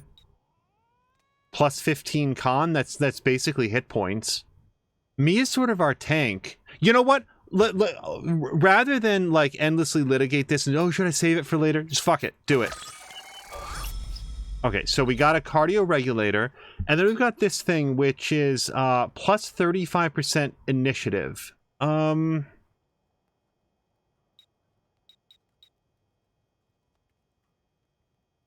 Yeah, let's do it. Okay. Because I am exactly the person that's going to hold on to these things and then never, ever, ever, ever use them. Oh, hold on. We can make a better mag than the long mag. Wow, I am so glad that I didn't burn this. However, no, we've got enough stuff to do this. The extended mag? Bigger magazines give you better, more boom boom on tap. So here's the only trouble. I don't have a, like, I want to get a better weapon for somebody. Like, whether it's Azaric or blah, blah, blah. I want a better weapon to put it in, because we can't ever take it out. Tactical drip. Okay, see. If I hadn't put that onto, like, Mia's thing, I could have increased it better. Okay, well, lesson learned. Ooh. Yeah, hold on. We could do extended mag, and then get it up to max capacity mag. Okay. Let's try to remember that. Then we've got a red dot scope, a tactical light, and that's all we've got. Okay, so that's enough crafting for now. However, I am going to put that weapon onto Mia's thing. Yeah. Okay, so Mia gets the plus con. And then for the plus... Oh, wait, did I not do it? The other one? The one that gave the, hold on. Crafting. Armor mods.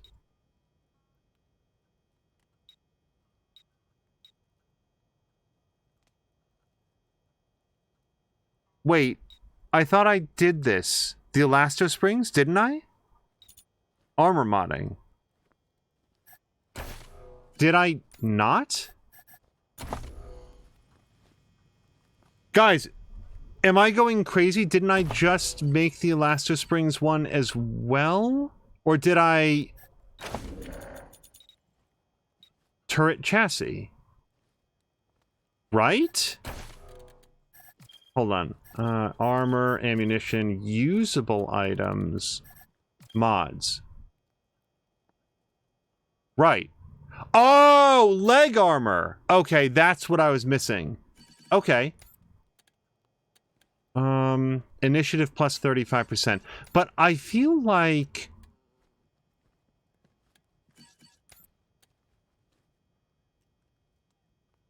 Oh, wait. We have kind of a dearth of leg armor, don't we? Yeah.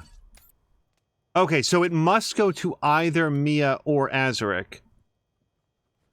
Yeah, I think we're going to give that to Azaric then. Yeah. Modify armor. There we go. Okay, I'm glad that we worked that out, because I couldn't figure out where it had gone. Close. All right. And then we're going to lay down a save. Again, just in case I made some, like, really hideous problem. CO Springs made mods. All right, just in case. All right, let's head out.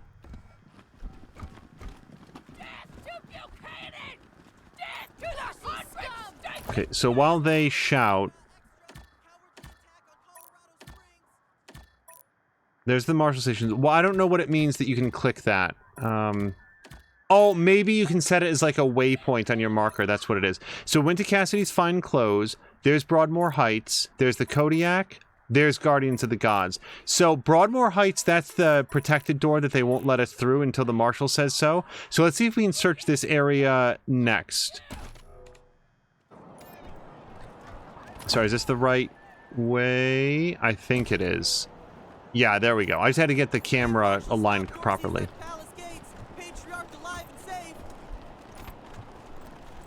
Garden of the Gods is just north of Market Square. Marshal Lupinski should be out front. All right, I do see a... Market Square. The Arapahoe Garage is just outside the city gates. My old friend Doc Parker set up a clinic there. Parker's the best doctor in town. Be a hell of an asset if we can persuade him to join the Rangers. Careful, though. The Doc is prickly at the best of times. And these are not the best of times. Several of the stalls in Market Square were wrecked by the Dorseys or Marshal Crossfire. Snapping Jimmy Bob's still standing. Dorseys or no Dorseys. You think a little raid would stop snapping Jimmy Bob? No siree. Oh, hey! New faces? Let me know if you need to restock. I hear there's still some Dorseys in the city. What's your story, Jimmy Bob? That's snapping Jimmy Bob, thank you. Okay, what's your story, snapping Jimmy Bob? Not that much to tell. My dad was a trader, and a good one. And now I'm a trader, and a good one. Might seem boring to wandering muscle like yourself, but I like it. What's that contraption on the end of your saw? Oh, is that this thing? Oh, that's my prized possession. A genuine pre-apocalypse, fully functional microwave. I can cook up some truly gourmet delicacies with it. But the damn power got cut in fighting. It'll take the city weeks to fix it. So, there's a couple reasons that I don't want to trade. First of all, we're close to getting a level, and we might be able to get some more barter onto Drienne. Secondly, if we interact with this and can fix it, maybe he'll give us a better price. Okay, maybe it wasn't broken. What was the purpose of doing that? Hold on.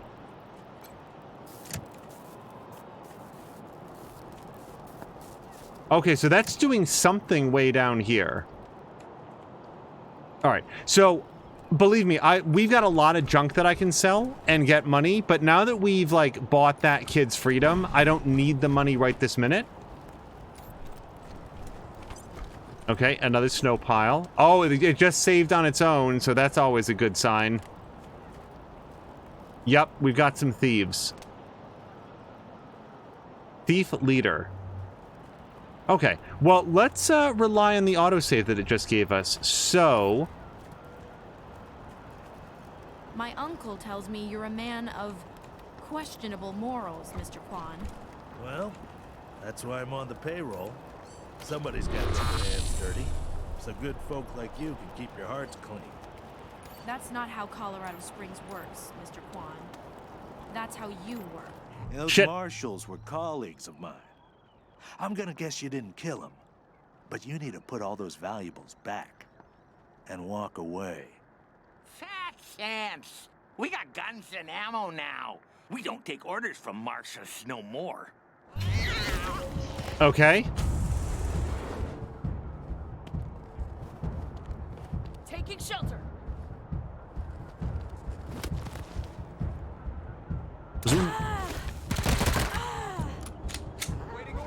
Actually really hoping to get the drop on them in a way that didn't, like, just mean running up and... No, Major Tom! Okay, so Lucia Weston just took 6/7 of her bar in damage on the very first round, which isn't great.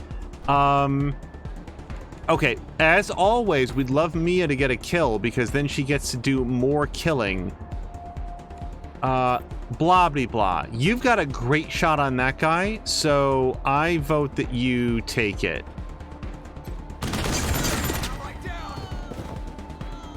Oh, and he gets a couple extra points. However, not enough to do very much with, so we're going to carry his 2 points over to the next round. Now, Azaric got himself into a great position until the combat started, and now we're dealing with that. So, 95% chance to really ruin Thief Leader. Yeah, that seems like a great shot. Okay, let's do that.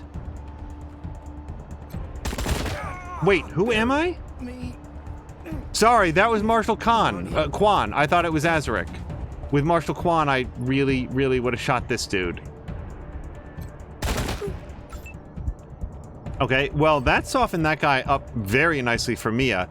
Mia's going to run over here. Pivot and stab. And now, can we get in close enough to hit? No, we can't. Okay, but we can hit this. No, we can't. Darn it. Okay, but she does have a yellow snowball, so let's do that.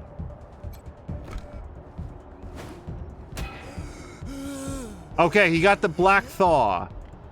I don't know what that means. I assume it's bad. It sounds bad. Okay, Drienne. So, yeah, let's have Drienne. This feels a little bit risky, but we're going to come here. And then, like, basically... Wait, you're not going to shoot Mia, are you? So that's what that is, by the way. That's Drienne's shotgun. So it's going to hit this guy and penetrate past to that guy, which is great. Yes, please. Do the thing. Okay, it did not hit that guy, apparently. And that is all that we can do for Drienne. So let's try to carry that point over. Now, Lucia got rocked. Yeah, I don't think that we can leave Lucia out where she is. I feel like we borderline need to pull back. The other alternative would be to use one of these. What kind of shot do you have? That's out of range. 70% on that guy, 70% to kill. Okay, we're gonna do that. Wait, how many action points is that? Okay, we can do it. Med hypo. Shoot this dude. Shoot him. God damn it. Okay. Let's move slightly further back then. No, let's do dodgy. Let's be dodgy. Extra 5% to dodge. Okay, and that leaves us back with Mia, who's just got her 1 action point. She will defend. And Azaric. So 24% chance to hit this guy. Not great. 95% chance to kill leader. I feel like that's our best shot. Let's do that. Oh! There was only a couple of frames where you could see it. Azaric blew his head completely off, which was great. And now we're gonna try to carry his point forward because he's got pretty good cover.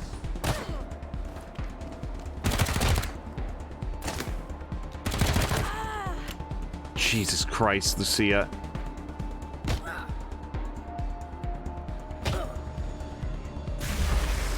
Major Tomcat is no joke. Okay, so Azaric, 63% there, 43% there. Take this shot for me. Okay, that narrows the field on what we have to do with our other characters. Drienne, shoot this dude. Out of ammo. Darn it. Can we reload and fire again? Oh, awesome, they can. Yes. I love the fact that Drienne does, like, side damage to the cover as well. Like, I think that this person might even have less, cover than they had. However, that's as much as Drienne can do, so we're going to try to carry those points forward, just in case this doesn't work out for Mia, but I think it will. So, Blah Blah Blah only has got a 1/3 chance here. Let's see if our... Yeah. Look, it goes up to 73% here. Okay. Now, before we do that, Mia, if you come around... Yeah. So, I'm concerned that Mia might need to... Might block the shot. No, we got it. Awesome. Okay. That was hideously bad for Lucia. Like, that was really terrible. Markintosh, thank you so much for hanging out. Have a great night. We gotta go see that doctor, because I don't have enough med things to, like, keep patching everybody up when the stakes are this high. Okay, scout armor, and then shotgun shells and some Colorado dollars. And we got an injury kit, followed by an old handkerchief. Here we go. Okay, so now we've got a level 1 pistol.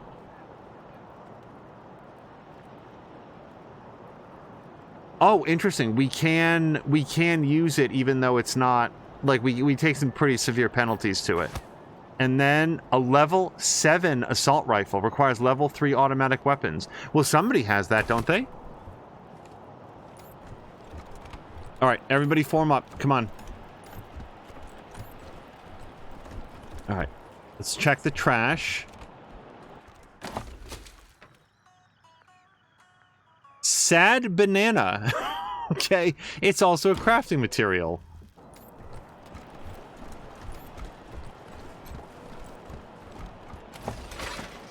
Okay, lots of crafting materials here, including tax evasion for morons. And a focusing crystal. This high-quality crystal looks like it splits some serious photons. Can it be used in lightsaber construction? Because that would really kick our melee game up to the next level. Oh, look at this. A pulse cannon. Or pulse gun. Pre-war, the laser dazzler was used in riot control. Since then, the laser has been cranked the hell up. So interesting. This qualifies as an automatic weapon, but uses energy cells. Cool. Yeah, man.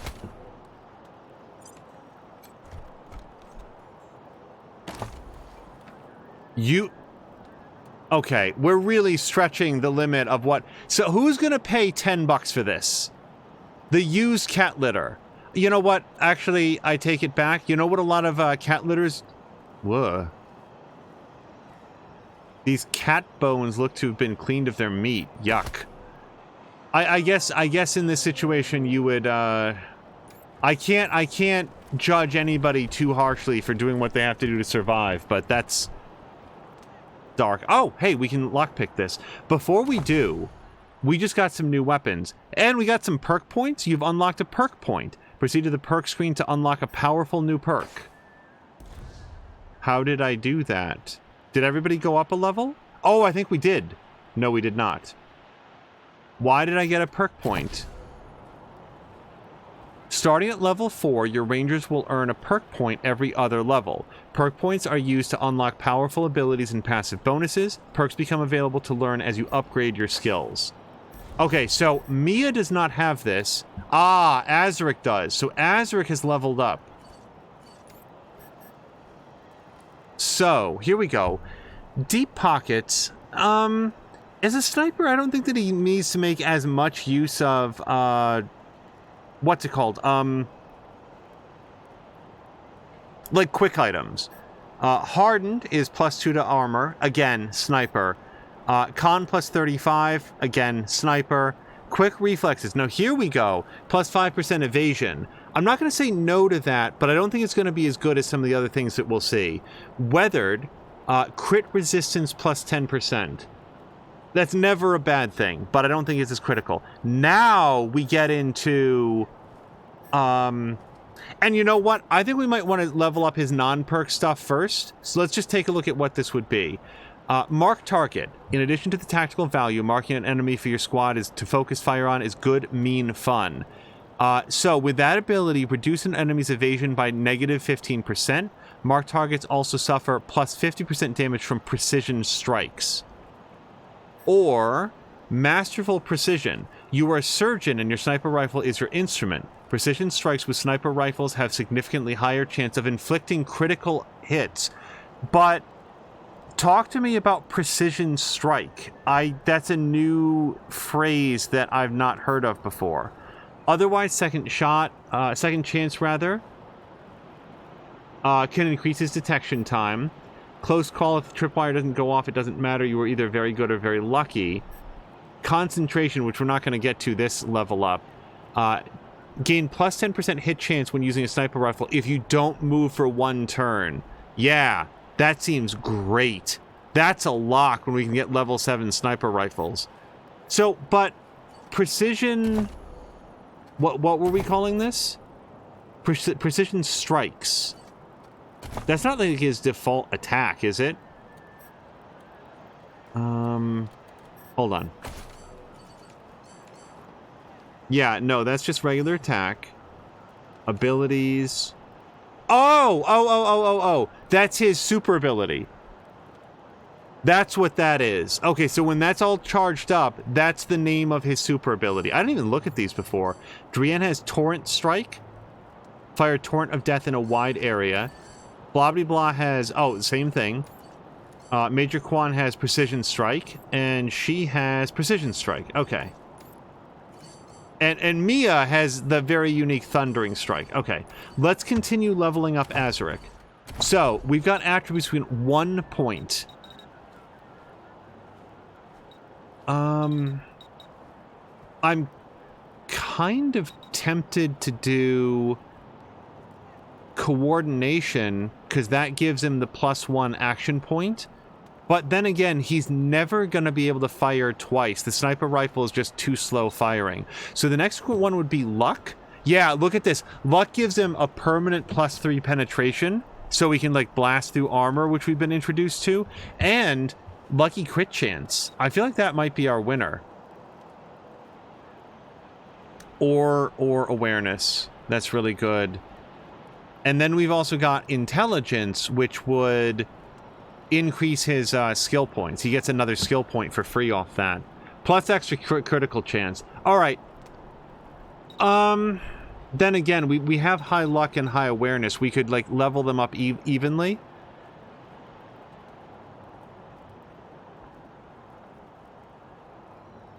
Oh, yeah. I'll tell you what. Is Azric still in chat? Does Azric have a preference? We've got luck, which increases the penetration and the lucky hit chance and everything. Lucky mega crit hit. That must be the option that he just took the head off. The mega crit chance. Awareness would increase his overall hit chance and his... Doesn't increase his perception yet, but the turn after that would. The other thing I like about it is the range damage bonus. I want to continue to level that up. And then the intelligence. Okay, so you know what? Here's the advantage to intelligence. We get that extra skill point now. We get the benefit of it a longer period of time throughout the game. I'm going to wait just a few more seconds to see if Azric is here. I think I'm going to do intelligence, because that seems really good. Now, we could get up to level 6 sniper rifles, or I think we really want to hit level 4 lockpicking, because we already hit like a level 4 lockpick door, I think.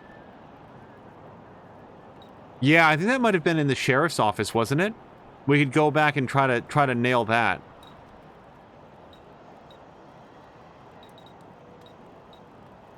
Yeah, and you know why we're going to go intelligence? Because then we can get both, I think. That's +3. That's +2. And if we take the extra point... Yeah. So we're going to go intelligence. And now we're going to go here. Yes. Yep, now we get to do both, which I like a lot.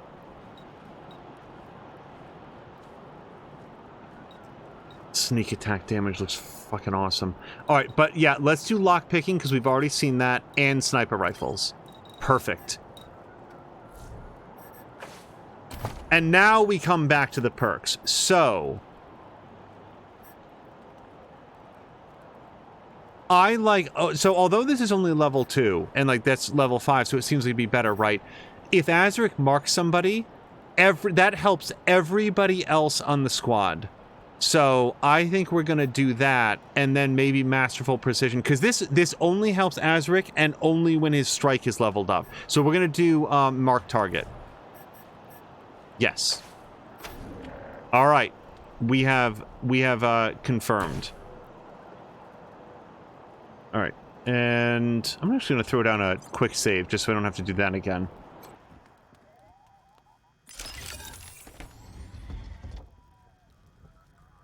Wait, there's people in here. No, they're animatronics.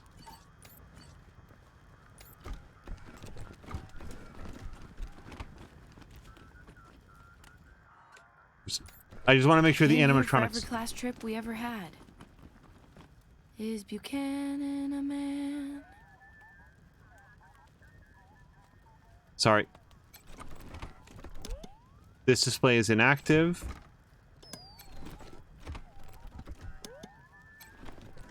By the way, I haven't forgotten there's a switch over here that was like lighting something up. Okay, we need power to this room. Yeah, this whole place is a gloss. But who wants to hear all the ugly details? The original and authentic treaty that united the 100 families under the Patriarch's rule for the safety of the people of Colorado, signed by the Patriarch himself and representatives of each family. Artificial limbs and augmentations taken from the bodies of defeated scar collectors after the legendary Battle of Pumpkin Center, where the Patriarch defeated the savage warlords of the Eastern Plains once and for all. Yeah, boy, this is super jingoistic. Also, we've got some sort of a wire there. A replica of the rifle Sheriff Daisy used when she fought at the Patriarch's side during the war against the Plains gangs. For her bravery, heroism, and tactical brilliance, he appointed her Sheriff of Colorado Springs.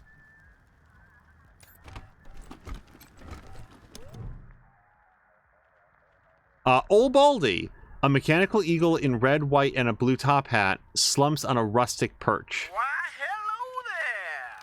My name's Old Baldy, and this here is the Saul Buchanan, Colorado Heritage Museum, or, as I like to call it, home.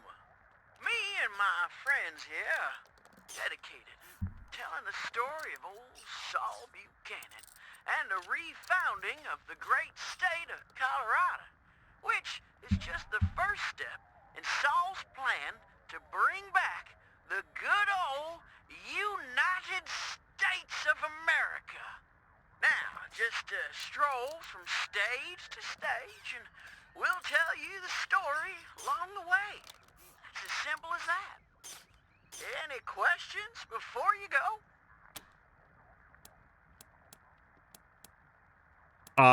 Tell us Buchanan's story. Well, I don't want to spoil the show, but it begins with Saul's humble start in this very town, and it follows the trials and tribulations he faced uniting the 100 families, defeating the monster army, and bringing peace and security to Colorado. And, in case you were worried, it's suitable for children of all ages. We welcome all the kids to come and worship at the altar of the patriarch. Wait, you can animal whisper to an animatronic eagle? That's cool. Yeah, nobody has that skill.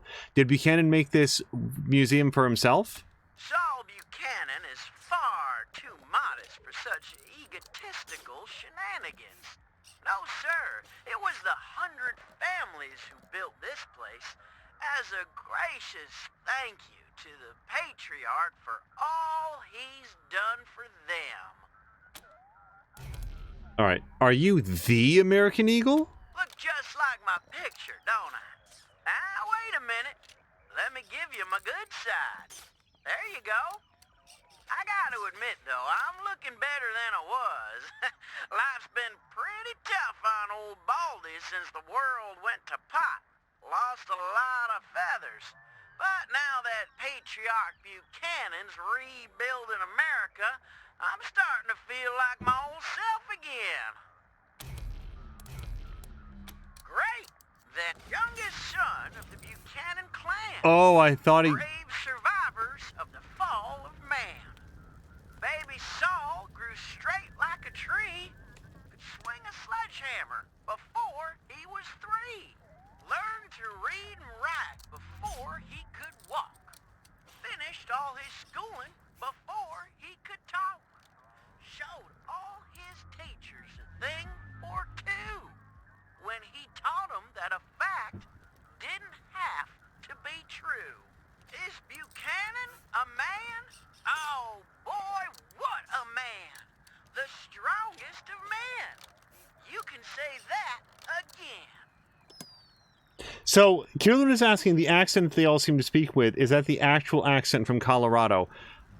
Although I've known people who have, like, spent some time in Colorado, I actually don't have the acquaintance of anybody who's, like, Colorado born and raised. It doesn't sound that way to me, but I could be wrong. Like, the accents that a lot of them are evincing sound a lot more sort of like generalized American South. Like, I hesitate to put a state to it because I think that I'll be wrong, but Colorado, I would think, would have more of like a Midwestern bent to it, as opposed to the more Southern drawl that we are finding here. But I am no expert on accents, by any means. Uniform of a soldier in the Monster Army, the gang that terrorized Colorado Springs until the Patriarch defeated them and won their fealty. The bullet holes and blood show the fierceness of the fighting. The sword Nellius Dorsey, who led his clan in an attempted coup against the Patriarch.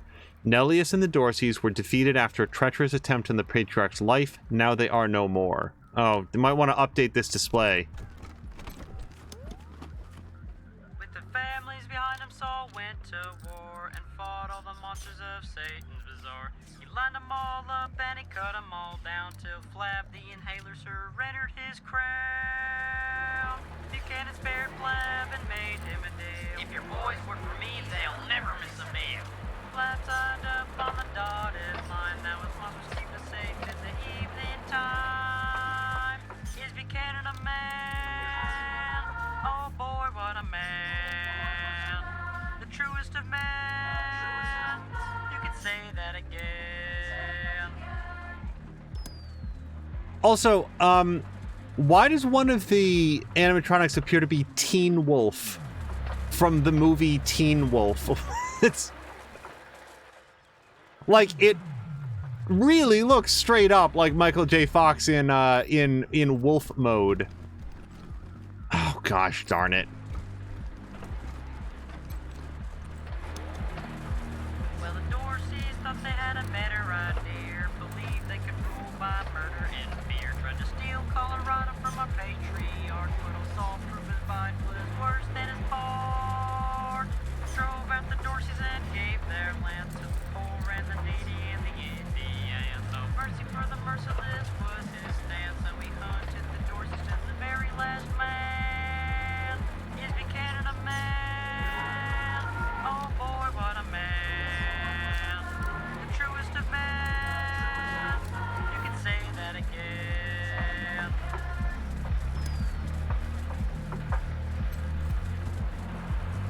Requires power, and we can't fix the generator because nobody has mechanics ability.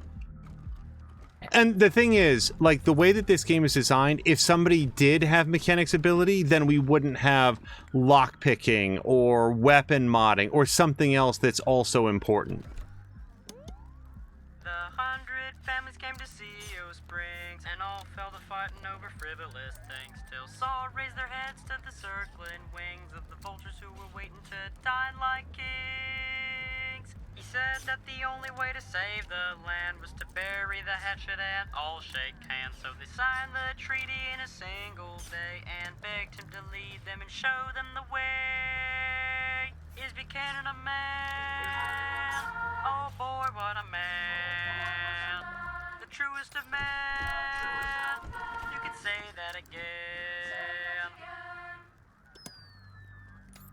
So, Balder the Eagle said that the family set this up. So, to recap, the 100 families set up a museum where they enshrine for all the school children that they were directionless losers until the patriarch came along and they begged him to show them how to live life. Interesting. That's not the sort of thing that I would necessarily put into a museum, that I don't know what's going on and you should not listen to me. Just doesn't seem like something you'd have to build a museum to. Then came the gangs of the eastern plains, hoping to rob us of our worldly gains. Old Saul saw him coming and he rolled up his sleeves. He said, "You're all nothing but a pack of thieves." Strong as an ox at 70, he faced down the savages again and again, and drove them back to the desolate east and secured for Colorado an endless peace. Is Buchanan a man? Okay, and the last line always seems to be the same.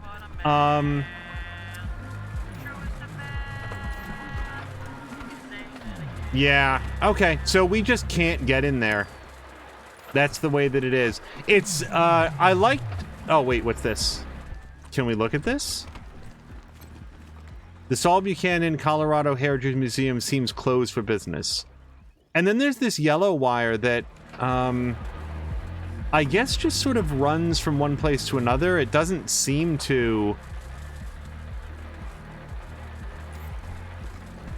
I can see it running back here, but there doesn't seem to be anything to do with that information.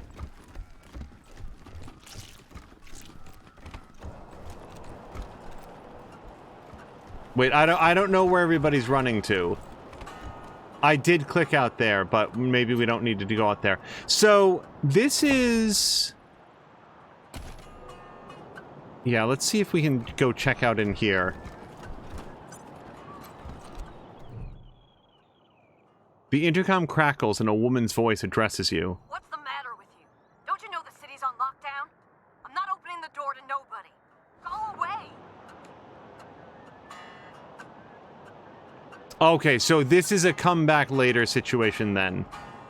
Go away or I'll call the marshal. All right. Yeah, so she's not going to open up right now. Sounds fancy.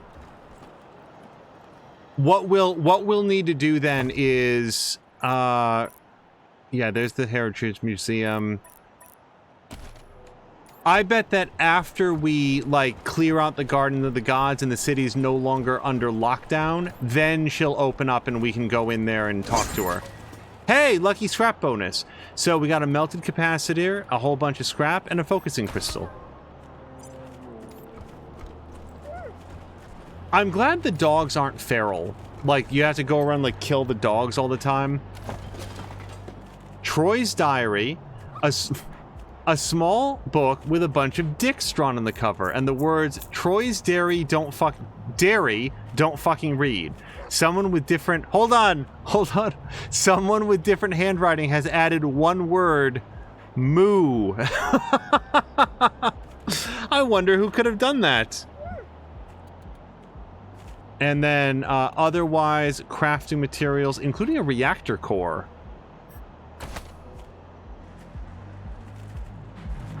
All right, and then nothing else over here.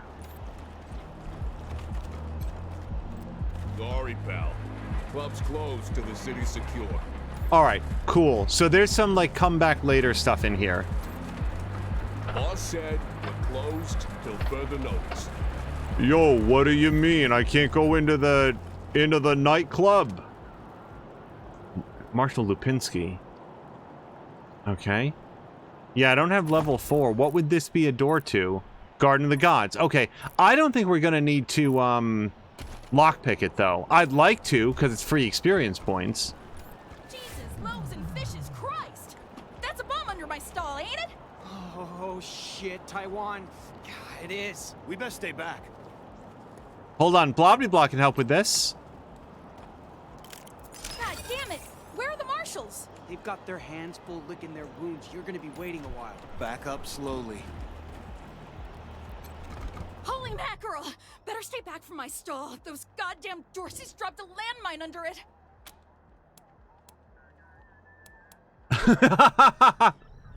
Mia's like, yeah, but can you still sell us some gear? No, we already did this. Really? That's great news. Here's a little something for you. It's exactly 58 bucks, not 55 and not 60. I'm back in business.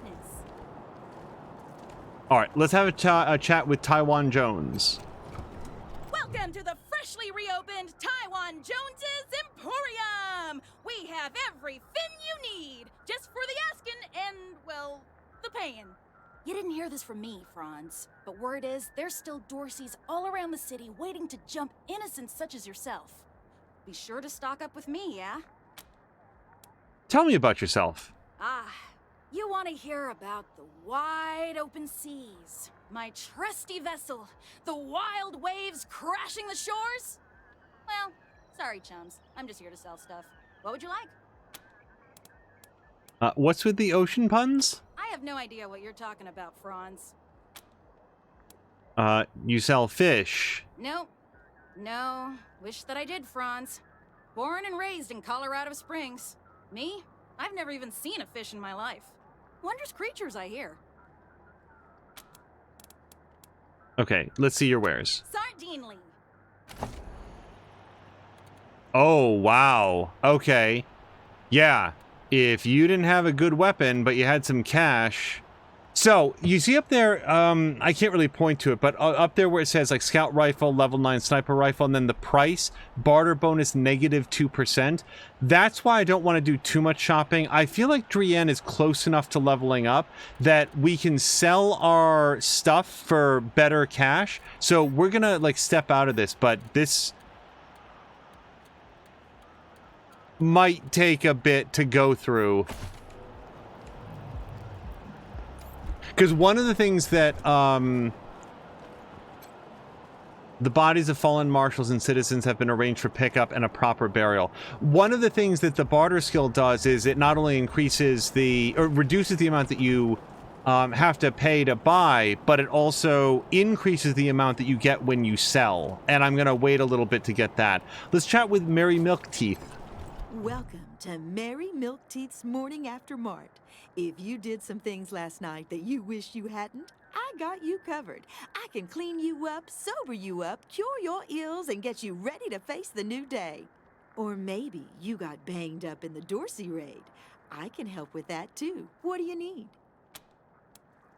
Just a simple humanitarian who saw a niche that needed filling. Now, are you buying or are you talking? Yeah, they don't seem to have, like, the merchants aren't really interested in extensive backstories. What kind of things do you have for sale? Remedies for regret, children. Headache pills, hair of the dog, pills for the pox, pills for the pain, and first aid kits for those of you who might have started something you couldn't finish. All guaranteed to fill you with pep and put a spring in your step. What can I get you? Here you go, children. Salvation is Okay, so she can sell us various, like, boosts and stuff. Now I can craft some of this stuff too, but yeah, as previously stated, we're gonna wait a little bit before we get, like, buy-y. Almost blow up the statue? Yeah, I was hiding under the bookseller's stall. Marshall stopped him the last second. Wouldn't be Market Square without it. Combat analysis processor. That's not one of the things that we were waiting on. No, we were waiting on like an LED projector or something.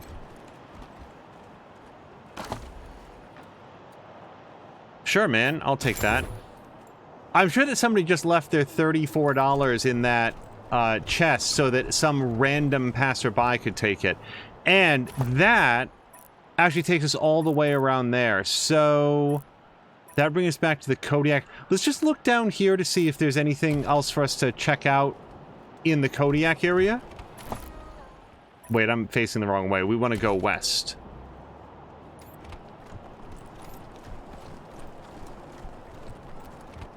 There's always something breaking. Ah, hello there.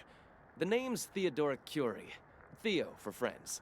I need to work on these gate hydraulics, but I always have time to answer some questions, if you're here to learn about our wall.